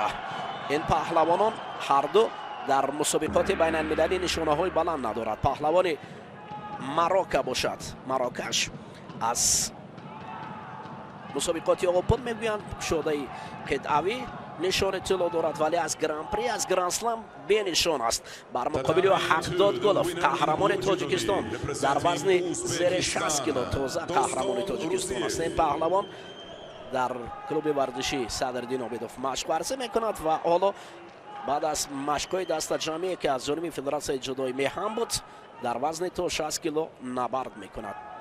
شدوی اول از جانب رفری ژاپنی برای هر دو Tatami 2 کمیکات next اینو درست contest, گرفتن. first round, men under 60 نشان دادن نشان kilo. باید گلوف In blue judogi پهلوانی ما from جداگی Austria, کبود باور Marcus کرده است Auer. و In white در مقابل from رقیب Azerbaijan, حالا دست میزند. گریبان گرفته Rovshan است Aliyev. برای پهلو افتادند. رقیب کوشش میکند صدیقی باشد با جداگی سفید. اوه تام نگ از جانب گلوف اجرا نشد. اثر نو میروند. رفری ژاپنی حجمه میگوید و لحظه مته میشود. اوه صدیقی صادق است برای اجرا کردن اصولها. گلوف مقابل رقیب باید چون آنارش گل بر این باشد. کمری اوه اولین کوشش حقداد چون حقیقت به او رسد اما رقیب صدیقی هم او حالتی از ایکوامی برای گلوف امکانیت بود اما رقیب از دستی او رها شد. دوباره حقداد برای پهلو آوردن یا لااقل پهلو آوردن. حالا که باید با تخت پشت رقیب را زیر چنگال نگاه دارد چون پرنگ چنگالان اصیل وطن برای نبرد کردن باید قادر باشند. گلوف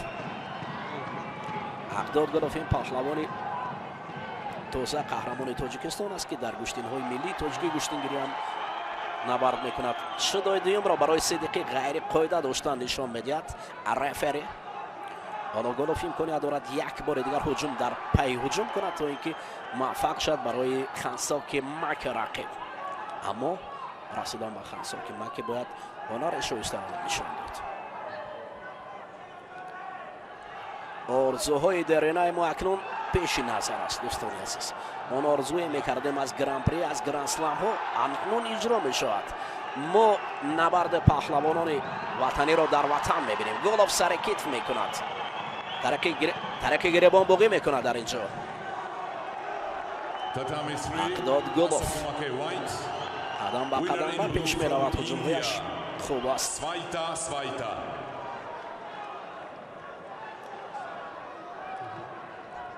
паҳлавонони то 60 килоа ҳанӯз ҳам муборизаи худро варзишгар аз ҷумҳурии тоҷикистон идома медиҳад. оҳо, як вазаре ба суди меҳмон аст. aqdod ро ба бох дорад. агар бо чунин шакл ё шӯва гӯштӣ гирад дар муқобили сидиқӣ мушкил аст кораш. aqdod бояд бо қувва ва ҳамчунин бо тафаккури баланд гӯштин гирад. ҷудо намуди варзишест ки на танҳо қувва ба кор меравад, дар ҷудо фанон ҳам бисёр муҳим аст. бояд ҳар як паҳлавон тавассути ақлу идроки хеш гӯштин гирад, на танҳо қувва. ба ин хотир aqdod gulov чун камарбаст бояд ба кори хубе ки камар бастад, чун агар хол гулдаста гардад. оҳо, эпон аст. ана акнун иҷрои усули зебо белохира aqdod gulовро ба ҳақиқат расонид. ба ҳар коре ки ҳиммат баста гардад, агар хоре бовад гулдаста гардад. гулов гулдаста гардон набардро бо ин партоби зебояш. асан ман боварӣ дорам ки баъд аз дидани ҳолати такрори кас ҳаловат мебарад. aqdod gulov дар муқобили рақиб бисёр моҳирона дарахшид. биёед дубора равем ба ин ҳолат. аҷаб партофти зебое буд. офарин.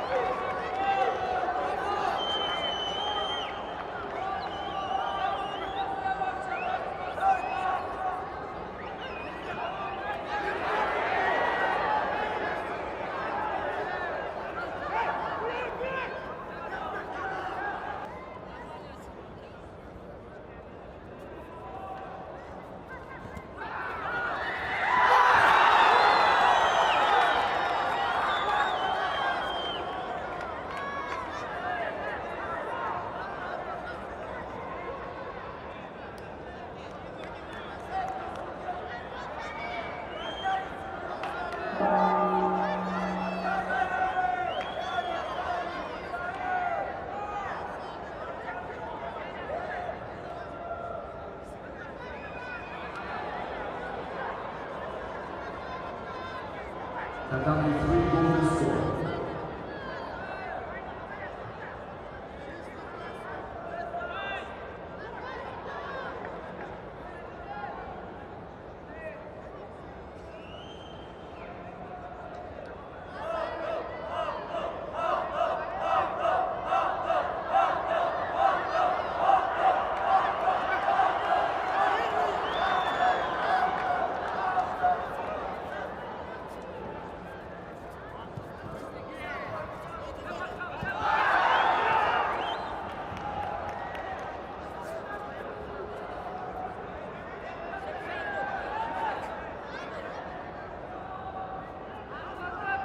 Tatami 2, the winner in white from Turkmenistan, Hakim Aghamamedov.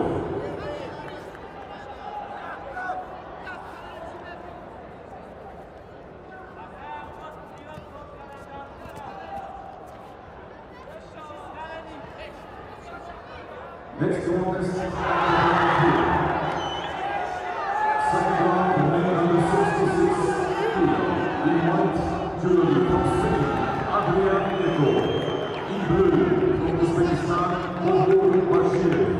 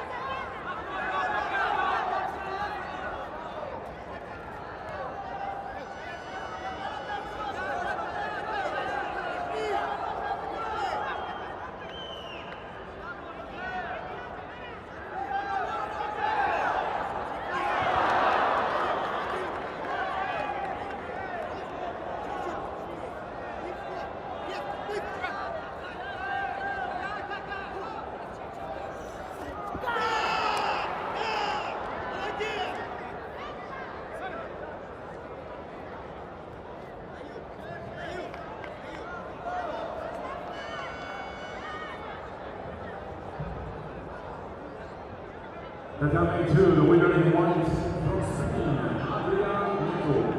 Tatamilar, Oliy Vazirlar Mahkamasi taraf Ayub Liyev.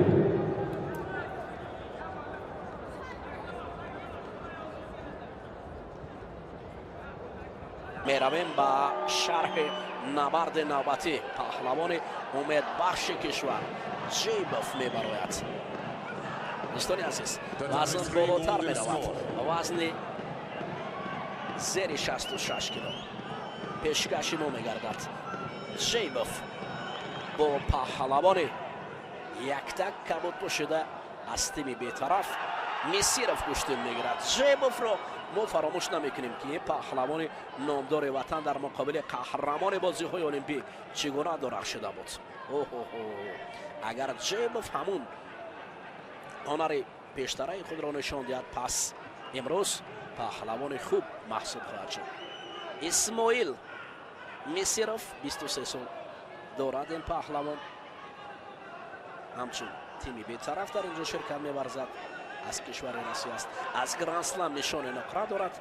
از گرند پری یک بار شرکت ورزیده است، مدال به دست نآورده است. اما سوفیوف، من جیبوف معذرت میخوام، سوفیوف چون پرتافت سوفیوف جوری بود هیچگاه اکنون نسب سوفیوف از زبان ما دور نمیشد. جیبوف هم با شکل یا شیوه سوفیوف گشتن گرفتن، او را میباید که هر لحظه درخشد.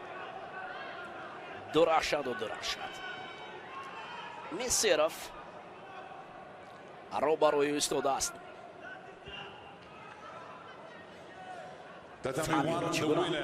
جیبوف از آسمان به زمین آورده بود. اکنون باید همان اصول پیشتره خود را نشان دهد.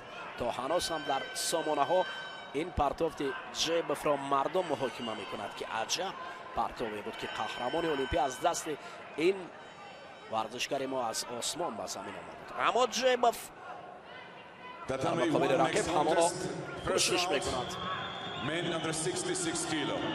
حالا حرکت های جیبوف برای میسیرف جزوار بود. باید برای میسیرف اولین شیده رو دوار مرکز نشان دهد. این کمفور است. آفرین.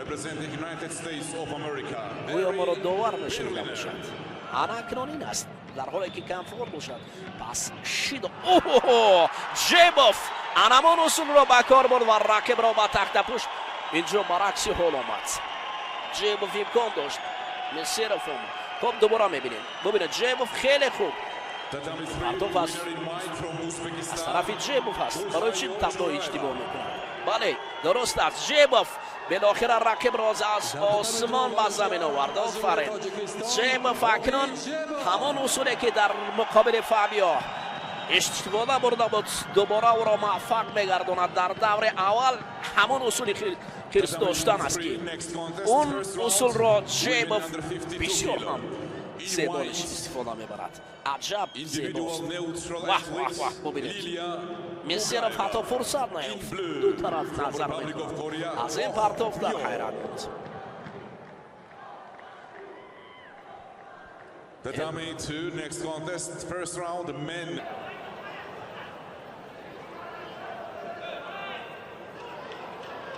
обид ҷейбов дӯстони азиз муқобили рақиби фаронсавиаш ба майдон мебарояд. боба даики фаронсавӣ ва обид ҷейбов миёни ҳам набардро дар даври дуюм шурӯъ карданд. ҳамдиёрони азиз 27 сол дорад паҳлавони фаронсавӣ. аз мастерсо нишони нуқра дорад ва аз гран-при як нишони биринҷӣ дорад. муқобили ӯ аст обид ҷейбов паҳлавони куштодаи кишвари мо. бо ҷудогӣ кабуд ҷейбов куштин мегирад. ин паҳлавони мо агар ҳолати камарбанд дорад, ҷейбов дилхоҳ рақиби худро аз осмон ба замин меорад. ҷейбов дар дидори дуюмаш бо рақиби сарсахти хиш мубориза мебарад. боба In white, judogi from Spain, Adrian Neto. In blue, from Uzbekistan, Bobur Bajiev. ҷейбов куштин дорад. ҳаракатҳои паҳлавонон барои имтиёз пайдо карданд.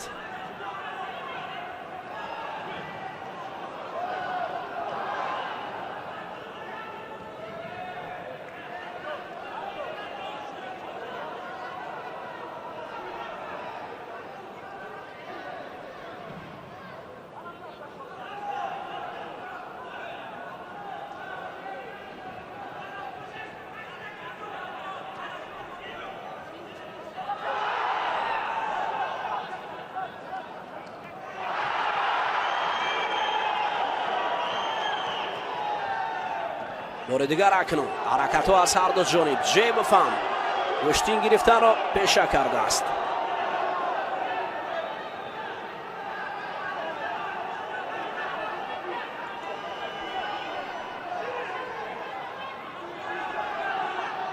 ҷӯгуштин миёни ин ду паҳлавон ҳамоно идома дорад.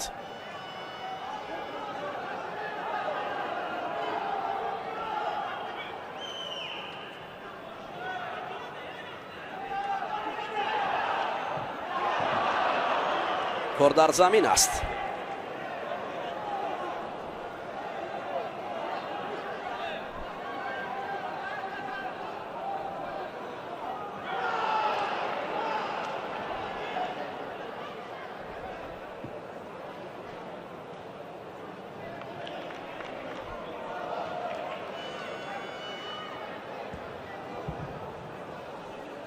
ҷейбов бубинед дар ин ҷо ин паҳлавони фаронсавӣ бисёр ҳам қавӣ аст. Татами як, ғолиб аз ҷониби варзишгоҳи Кишр бетараф, Аёб Лиев. маълум аст ки ин паҳлавони фаронсавӣ дар мусобиқаҳои мухталиф ширкат варзидааст ва набардҳояш доимо бо пирӯзӣ ҷамъбаст гардидааст. мо онро бештар дар гран-приҳо, дар гран-сламҳо медидем. Second round, men under 66 kilo. ва акнун In white, чоя judogi дар ин from ҷо Azerbaijan, Ruslan Pashayev. барои ба даст In овардани blue, имтиёзҳои from Great навбатӣ Britain, ҳаракат Michael кунад. Fryer. ҳоло гаштаю баргашта барои мо паҳлавонони қавиро эълон мекунанд. акнун марҳилаҳое ки меравад марҳилаҳои мушкил Men under мешавад. 60 kilo. In white from Mongolia, Biambajam Soktochir. In blue, judogi individual held қавитар from меоянд athlete паҳлавонони қавӣ меоянд ва паҳлавононе ки ضعیفتر هستند ترک میدان میکنند. اما باور کنید ما با وجود این پهلوانان خود را در اینجا خوب میبینیم.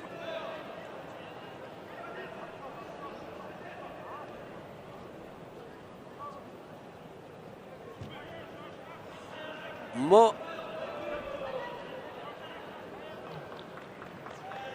پهلوانان خود را در اینجا خیلی شایسته دیدیم. بسیار غلطهای خوب بود و شایسته برآمد کردند.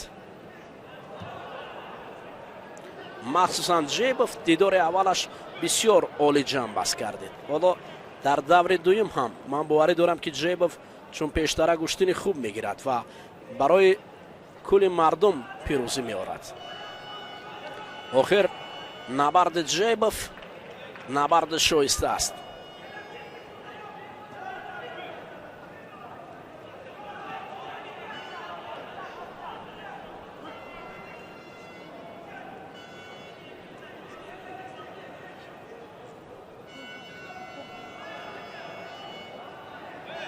جیبوف گشته و برگشته حجم‌های خود را کردنی است.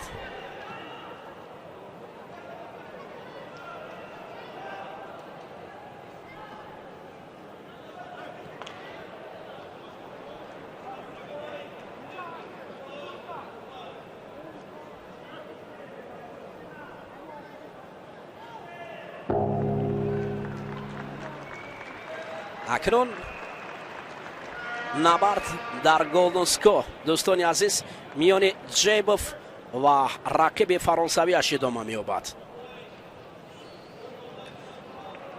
برای حالت نگاه داشتن راستای این دو پهلوان بسیار هم قوی هستند.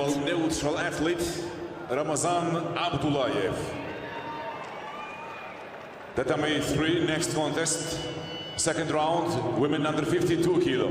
In white from People's Republic of China, Zhu Yexin. In blue from Republic of Korea, Ho Myo. اما دوستان عزیز در نبرد 4 دقیقه میان عابد جیبوف و حریفی و امتیاز نبود و مجبور شدن هیئت داوران که آنها را به گلدن سکو برند. در گلدن سکو هم هجوم‌های طرفین هیچ نتیجه ندادند. این دو پهلوان دور و دراز گشتین میگیرند. عابد جیبوف مقابل دایکی بابا پهلوان 27 ساله فرانسویه که ما درباره این پهلوان جایزه‌دار مسترسا برای شما معلومات دادیم. ما اکنون شاید در گلدن سکو امتیاز طلایی را کسی از این پهلوانان به دست بیارد، پس به دوره های منبعد خواهد رفت. همدیاران عزیز، نفرانی که تازه با ما پیوستند، این گرانپری دوشنبه است. همدیاران عزیز، پهلوانان ما در روز اول میان مردم زیر 60 و 66 کیلو و همچنین به عنوان 3 وزن در روز اول مبارزه میبرند. اینجا جیبوف را غالب دادند. آفرین. اکنون راهی برآمده است. مرحله با مرحله و ورزشگر از جمهوری ترکمنستان با جلوچه کبود حکیم اگامامدوف. اکنون عابد جیبوف پهلوانی ما با جداگی از سفید به میدان میبرد. حریفش اگامامدوف، حکیم اگامامدوف که هر دو سابقه رو در حال شروع کردند. عابد جیبوف پهلوانی ما نیست، مثل مرزاد صوفیوف خیلی خوب گشتین گرفت. درخشش خیلی خوب بود امروز در این مسابقات و یک پرتفتی دیگر. جیبوف عابد پهلوانی 25 ساله ما در مرحله اول آزاد بود. مثلا در مرحله اول اسماعیل مسترف را شکست داد که با نمایندگی میکند پرچم بی‌طرف را و در مرحله دوم دایکی بابا را شکست داد پهلوانی فرانسه را و در مرحله 4 یک نهایی با پهلوانی ترکمنستان اگامامدوف حکیم ادامه نبرد میکند. اگامامدوف حکیم پهلوانی 24 ساله ترکمنستان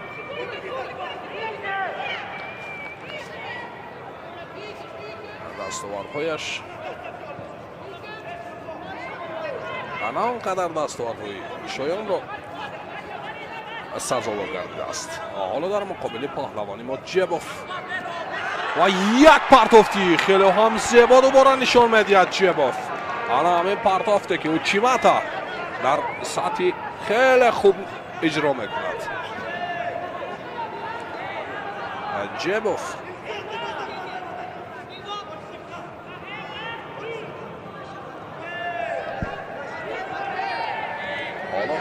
агамамедов мехоҳад дар замин усулҳои партериро кор кунад. дубора таваҷҷӯҳ мекунем дӯстони азиз ба ҳамон партофте ки аз ҷониби обиҷебов буд ва дастро раҳо кард.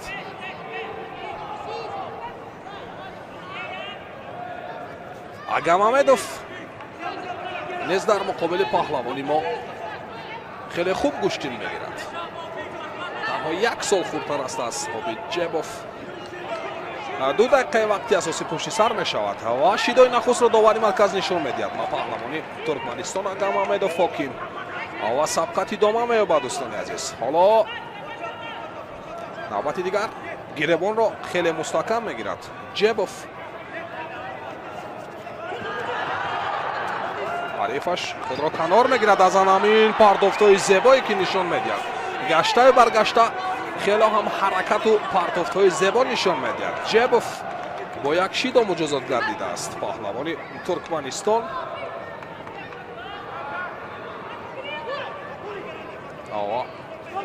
банафшон ҳастанд ҳамон парчами миллии кишвар ки ҳаводорон мухлисони гӯштини ҷудо ана ҳамин ҳаракату партофтҳои зебои обид ҷебовро мебинанд ва бо як садо баланд мекунанд. дастгирӣ мекунанд паҳлавони кишварҳо вале шидои дуюмро низ нишон медиҳад. акнун довари марказ ба паҳлавони туркманистон агамамедов. навбати дигар ҷебов фаули худро нишон медиҳад ва як партофти зебо дубора нишон медиҳад. ва агамамедов бошад худро гаштаю баргашта аз зери чанголи ҷебов дур мегирад, дифоъ мекунад. худро канор гирифтан аз ҳариф ин маънои шидоро дорад. бо 2 шидо муҷозот гардидааст. ҳоло дубора мехоҳад партоф кунад ҷебов. сонияҳои ба шумори вақти асосӣ ҳам боқӣ мондаанд. сараввал бояд пойро раҳо кунад барои ҳолати асекому нигоҳ доштан. ва довари марказ низ сабқатро боз медорад ҷебов. ҳала ҳамин паҳлавоне ки рӯи тасвирҳои мо шумо аст дӯстони азиз. хело як дурахшаш хеле хуб буд имрӯз. аз марҳилаҳои аввал хеле хуб гӯштин гирифт. ҳарифонашро бо ҳамон усулҳоу ҳаракатҳои зебо дубора як партофти дигар нишон медиҳад ки дар сонияҳои ба шумори вақти асосӣ ҳеҷ имтиёзе ба ӯ гузорӣ карда намешавад. дубора таваҷҷӯҳ мекунем ба ҳамон партофте ки ба анҷом расонид. шабоҳат ба имтиёзи вазариро дошт вале баъд аз чанд лаҳза ҳалномаи доваронро мебинем. ин партофт ба кадом имтиёз дар ҳамин сонияҳои охир вале шидои семро ҳаминтар дӯстони азиз нишон медиҳад ба паҳлавони туркманистон агамамедов ҳаминтар пирӯз мегардад обиҷебов. паҳлавони мо обиҷебов акнун дӯстони азиз ба марҳилаи ниманиҳоӣ рохат мегирад акнун. ҳоло хеле партофтҳои хубу зебо. Semi-final, men under 66 kilo. татами ду ниманиҳоӣ варзишгар бо ҷудочии сафед. акнун дӯстони азиз дар марҳилаи нимниҳоӣ вазни зери 66 кило обиҷебов муаррифаш нието чинаро адриан аз испания ҳарду сабқатро шурӯъ мекунанд дӯстони азиз. обиҷебов ҳоло гиребонро хеле мустаҳкам мегирад ва сабқадро шурӯъ мекунад. довари марказ дарҳол сабқадро боз медорад.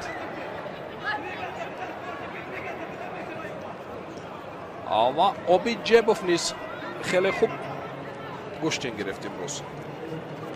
дар ин мусобиқаи бошукӯҳ ҳоло дубора хост як партофти дигар нишон медиҳад.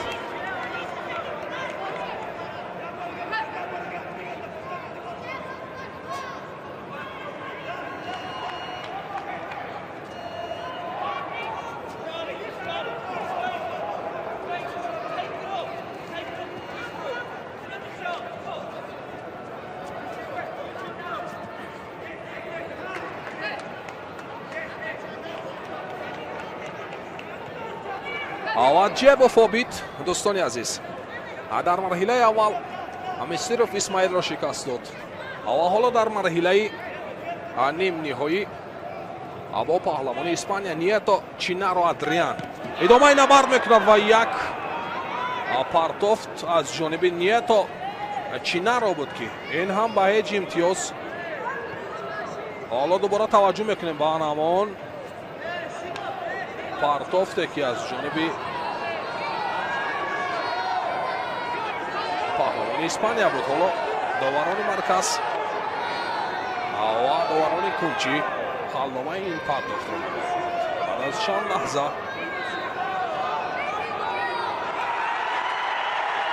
ҳамин тар дӯстони азиз барои аз камар доштани паҳлавони мо ба паҳлавони Испания Нието Чинаро шидои нахустро нишон медиҳад. довари марказ сабқат идома меёбад. акнун Обиджебов ҳоло имкони хуб дорад барои ба марҳилаи ниҳоӣ муваффақият ёфтан.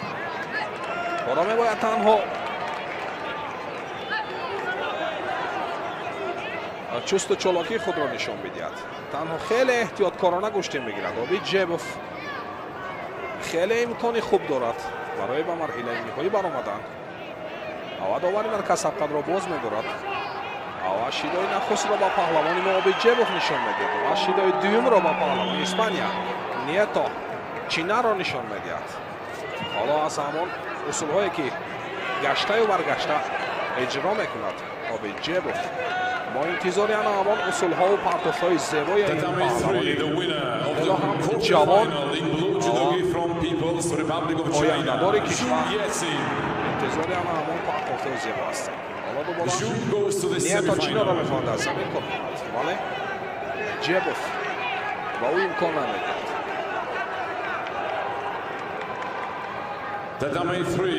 сабқат идома меёбад. Нието Чинаро низ дар муқобили паҳлавони мо хеле хуб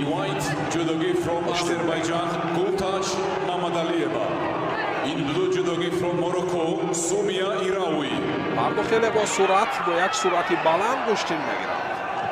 Обиджебов ва Нието Чинаро низ ҳамин паҳлавоне ки рӯи тасвирҳои мо шумо ҳастанд. дӯстони азиз,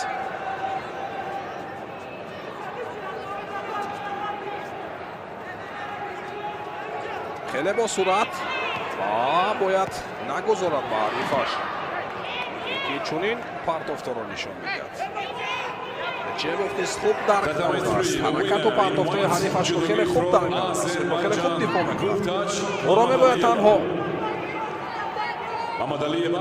партофт кунад, ҳаракатҳои зебо нишон медиҳад. дар ҳолати рафаъол нишон додан ҳаракаи мурду шидо муҷозот гардидааст. Нието Чинаро дар ҳоли як шидо дигар гирифтан. довари марказ метавонад шидои дигарро низ ба ӯ нишон бидиҳад.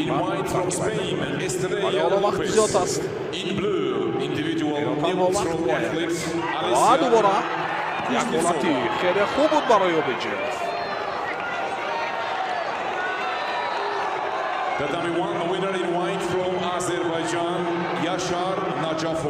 ҳоло 30 сонияи дигар то ба анҷом боқӣ мондааст.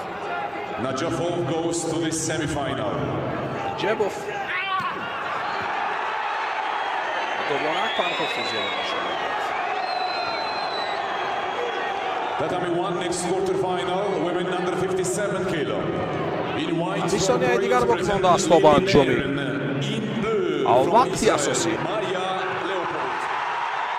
ва ҳамин тар дӯстони азиз як партофти хеле ҳам зебо нишон медиҳад дар ана ҳамон сонияҳои охири вақти асосӣ дӯстони азиз дар 10 сонияи охири вақти асосӣ дӯстони азиз Обиҷебов паҳлавони мо тавонист ана ҳамин ҳарифи худ ки аз Испания аст Нието Чинароро шикаст бидиҳад дӯстони азиз ҳоло кафкӯбӣ ва ана ҳамин садоҳои баланд ба хотири Обиҷебов аст акнун дӯстони азиз ба марҳилаи ниҳоиро хат мегирад акнун фикр мекунам ин шом барои мо шоми тиллоӣ ана ҳамон медали тиллои ин мусобиқотро о намехоҳад аз даст бидиҳад ба марҳилаи ниҳоӣ акнун рохат мегирад паҳлавони мо Обиҷебов дубора биёед таваҷҷӯҳ мекунем ба ана ҳамон наморҳои такрорие ки чигуна ҳарифашро партофтҳои зебо нишон дод дар муқобили ҳарифаш ва пирӯз омад аҳсан мегӯем ба ҳунараш Tatami to next contest repechage. Women under 57 kilo. In white from Italy, Veronica марҳилаи ниҳоӣ Toniolo. низ мо ба ин In паҳлавони blue кишвар from Great чунин Britain, партофтҳои Aselia Toprak. хубро интизор ҳастем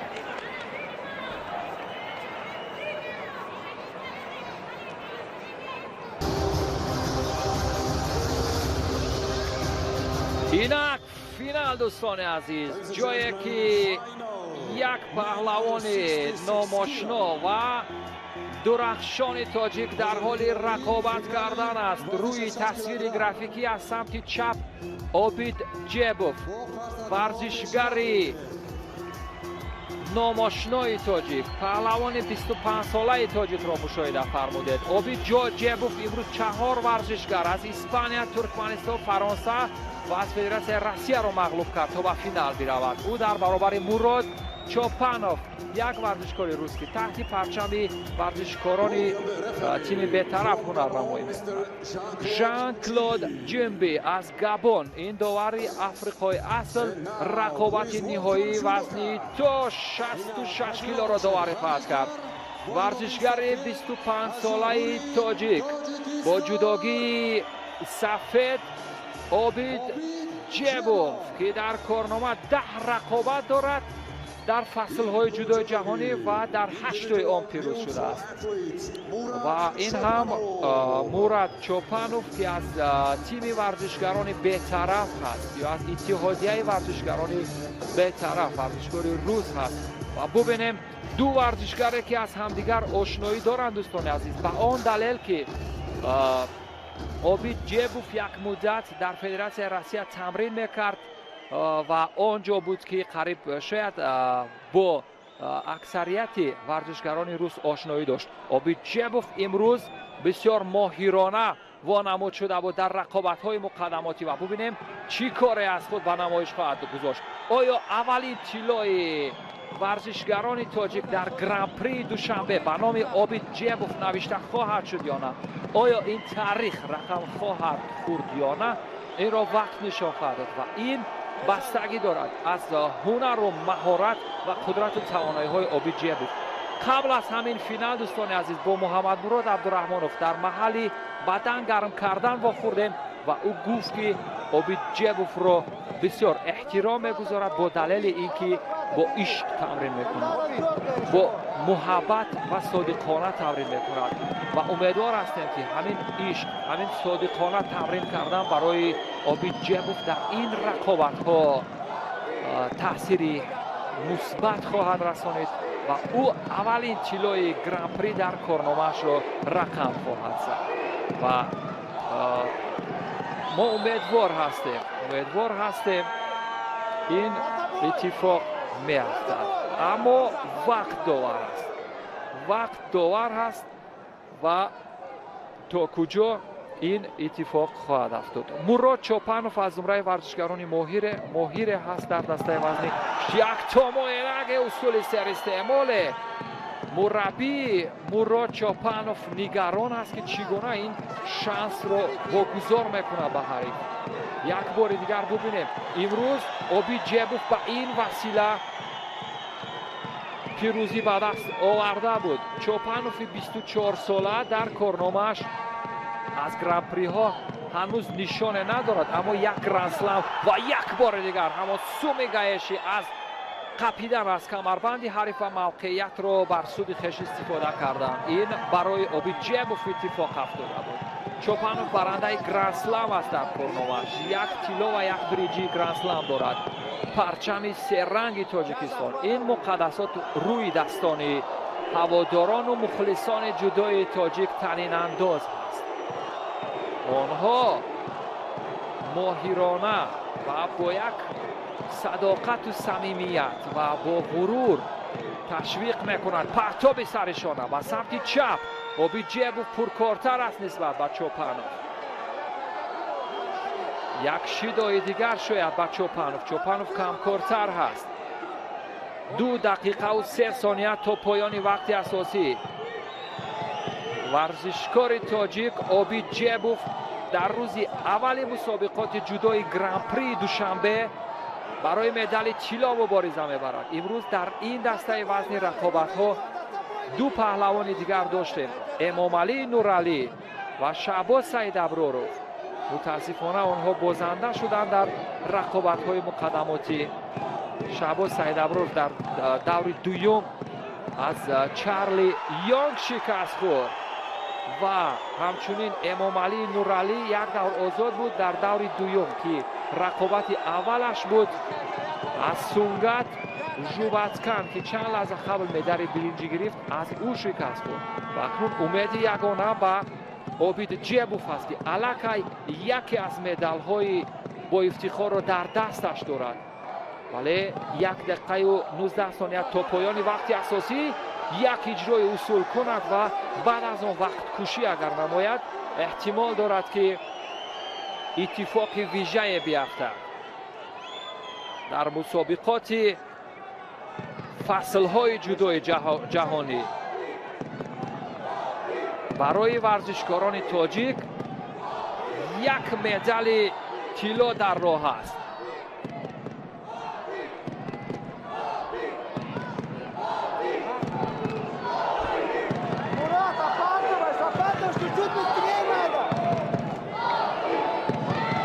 و 56 ثانیه دومین کارد زد. این هم یک شیدو برای ورزشگری تیم ورزشکاران بی‌طرف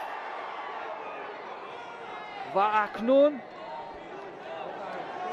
تاجیکستان در آستانه به دست آوردن یک طلای تاریخی از مسابقات تاریخی گرند پری جودوی دوشنبه هست. مسابقاتی که با توفیل شهردار محترم شهر دوشنبه رستم امامعلی و همچنین رئیس تازه انتخاب فدراسیون جودوی تاجیکستان اسماعیل محمدزایر در حال برگزاری هست.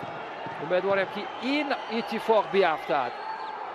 ثانیه های پایانی وقت اساسی و کمی دیگر حرکت، یک اجرای اصول کند. ببینید گریز از حمله حریف.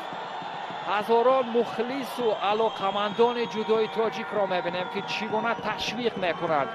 اوبیدژیبوف ورزشگر جوان امیدبخش و اولین گلدن اسکو با حضور ورزشگران تاجیک در مرحله نهایی. گلدن اسکو امتیازی بعدی پیروزی خواهد بود، خواه وزری باشد خواه ایپان. کل مخلصان و هواداران اوبیدژیبوف گفته او را تشویق میکنند. داوری مرکز جناب جنبی از گبان این رقابت را داوری دارد. تا اینجای کار پرکاری و عملکرد خوبی ورزشگر تاجیک را مشاهده میکنیم. مراد چوپانوف یکی از ورزشگرانی با افتخار است در تیم کشورش در این رقابت ها. پرچم سه رنگ تاجیکستان محمد مراد عبدالرحمانوف در حال توصیه دادن به اوبیدژیبوف هست. موقعیت قپیدن از قسمت پشت، یک تماینه دیگر و آیا شیدای نوبتی برای مورد چوپانوف هست یا نه. اگر شیدو بدهند و آن سومین شیدو و خانسوکو مکه خواهد بود. یک بار دیگر اگر عملکرد صورت بگیرد از اوبید جیبوف و او شانسی دریافت مدال طلا را خواهد داشت. یک مرتبه دیگر اکنون ببینیم در این داد و ستد و در این جهد و تلاش چی اتفاق و باز هم تمای نگه اوبید جیبوف و دست رو داد، اما چوپانوف چیکار میکنه؟ با دست او سخت درگیر است اما اتفاق نیفتاد یا نه؟ هیچ اتفاق نیفتاد. اوبید جیبوف بسیار ماهرانه عمل کرد، نشان داد در برابر یک ورزشکار واقعا ماهر و با تجربه. و داور چی قضاوت میکند؟ آیا این اولین شیدو است برای اوبید جیبوف با دلیل هجوم دروغین یا همان حمله دروغین؟ و همین ترتیب یک موقعیت برای اوبید جیبوف. آیا کمکاری مورد چوپانوف به نوبت گرفته می شود یا نه؟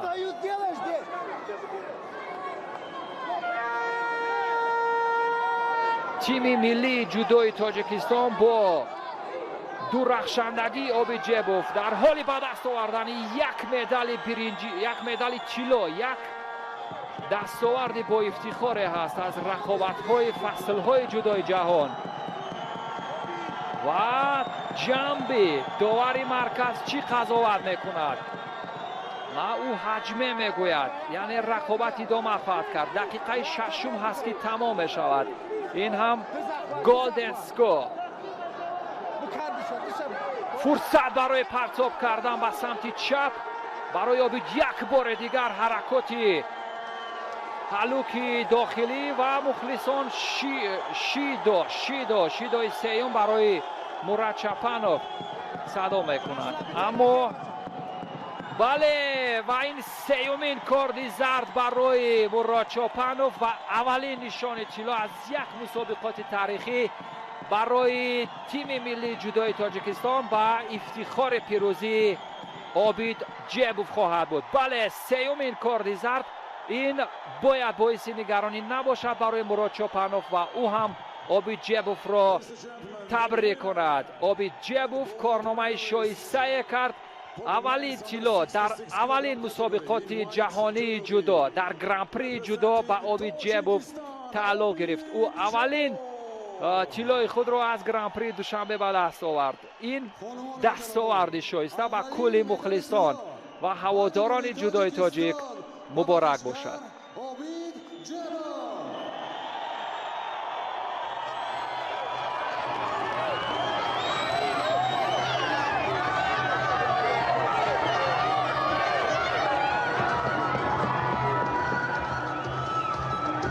Congratulations, gold medal for Tajikistan, Obid Jebov, the gold medalist. اکنون یک نوای ملی تاجیکی را ببینیم در صحنه رقابت‌های مسابقات جهانی.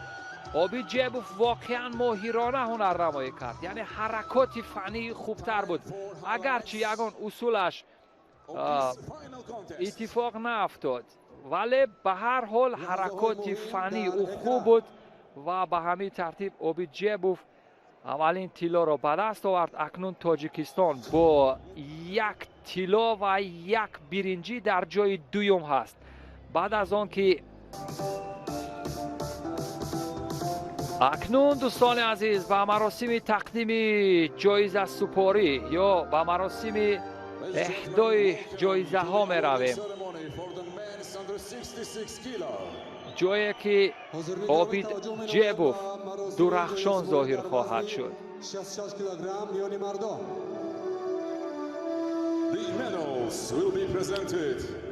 و اسماعیل محمدزایر رئیس فدراسیون جودوی تاجیکستان به غالبان مدال ها را تقدیم خواهد کرد. شخصیتی که در رشد جودوی تاجیکستان در اولین گام هایی که گذاشت به صفت یک راهبر بسیار نقش مؤثر بازی کرد و این مسابقات و توفیل دستگیری های این شخصیت یعنی اسماعیل محمد ظاهر بود که محبت کرد و عشق و صداقتی و نسبت و نفوذ وطن بود که این مسابقات عالی را در تاجیکستان برگزار کردند. یادآور میشم که در دسته وزن 66 کیلوگرم یاشار نجابوف از آذربایجان مدال برنجی و اکنون نماینده تاجیکستان عابید جیبوف نشان طلای خود را از دستان رئیس فدراسیون جودو تاجیکستان اسماعیل محمد ظاهر دریافت میکند و همچنین مدال های افتخارنامه و تحفه های پولی را شرف باباجانوف و غالبان تقدیم خواهد کرد. یک بار دیگر یادآور میشم که این هم نکاتی برجسته یا گلچین از لحظه های بهترین در فینالی حساسترین روزی اول بود که عابید جیبوف تاجیکستانی در فینال مراد چپانوف از تیم ورزشگران بی‌طرف را از صدر راه برداشت و برنده نشانی طلا شد. مراد چپانوف برنده نشانی نقره شد. سونگات ژوباتکان برنده مدال برنجی و سرود ملی جمهوری تاجیکستان با افتخار پیروزی عابید جیبوف صدا خواهد داد. برای سرود ملی جمهوری تاجیکستان.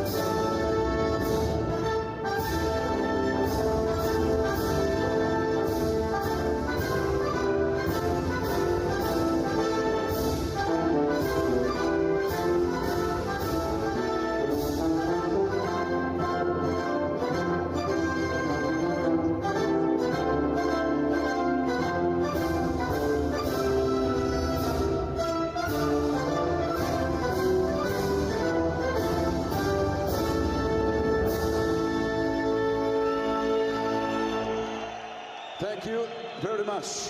Tashakkur Dushanbe. Family picture with the VIPs and the judoka. و اکنون یک رسمی خاطره‌ای دوستان عزیز، جایی که عابید جیبوف بسیار درخشان ظاهر شد در قطار چهره‌های شاخص دسته وزن 66 کیلو و به همین ترتیب دوستان عزیز سرود ملی جمهوری تاجیکستان در فضای متنطن طنین انداز شد. مقدسات جمهوری تاجیکستان را دیدیم که طنین انداز شد. غالبانی که روی تصویر میبینیم همه خوشحال هستند. مراد چپانوف از فدراسیون روسیه موقع دوم را گرفت. اون که ورزشگر ماهر بود. همگی یکدیگر رو تبریک میکنند.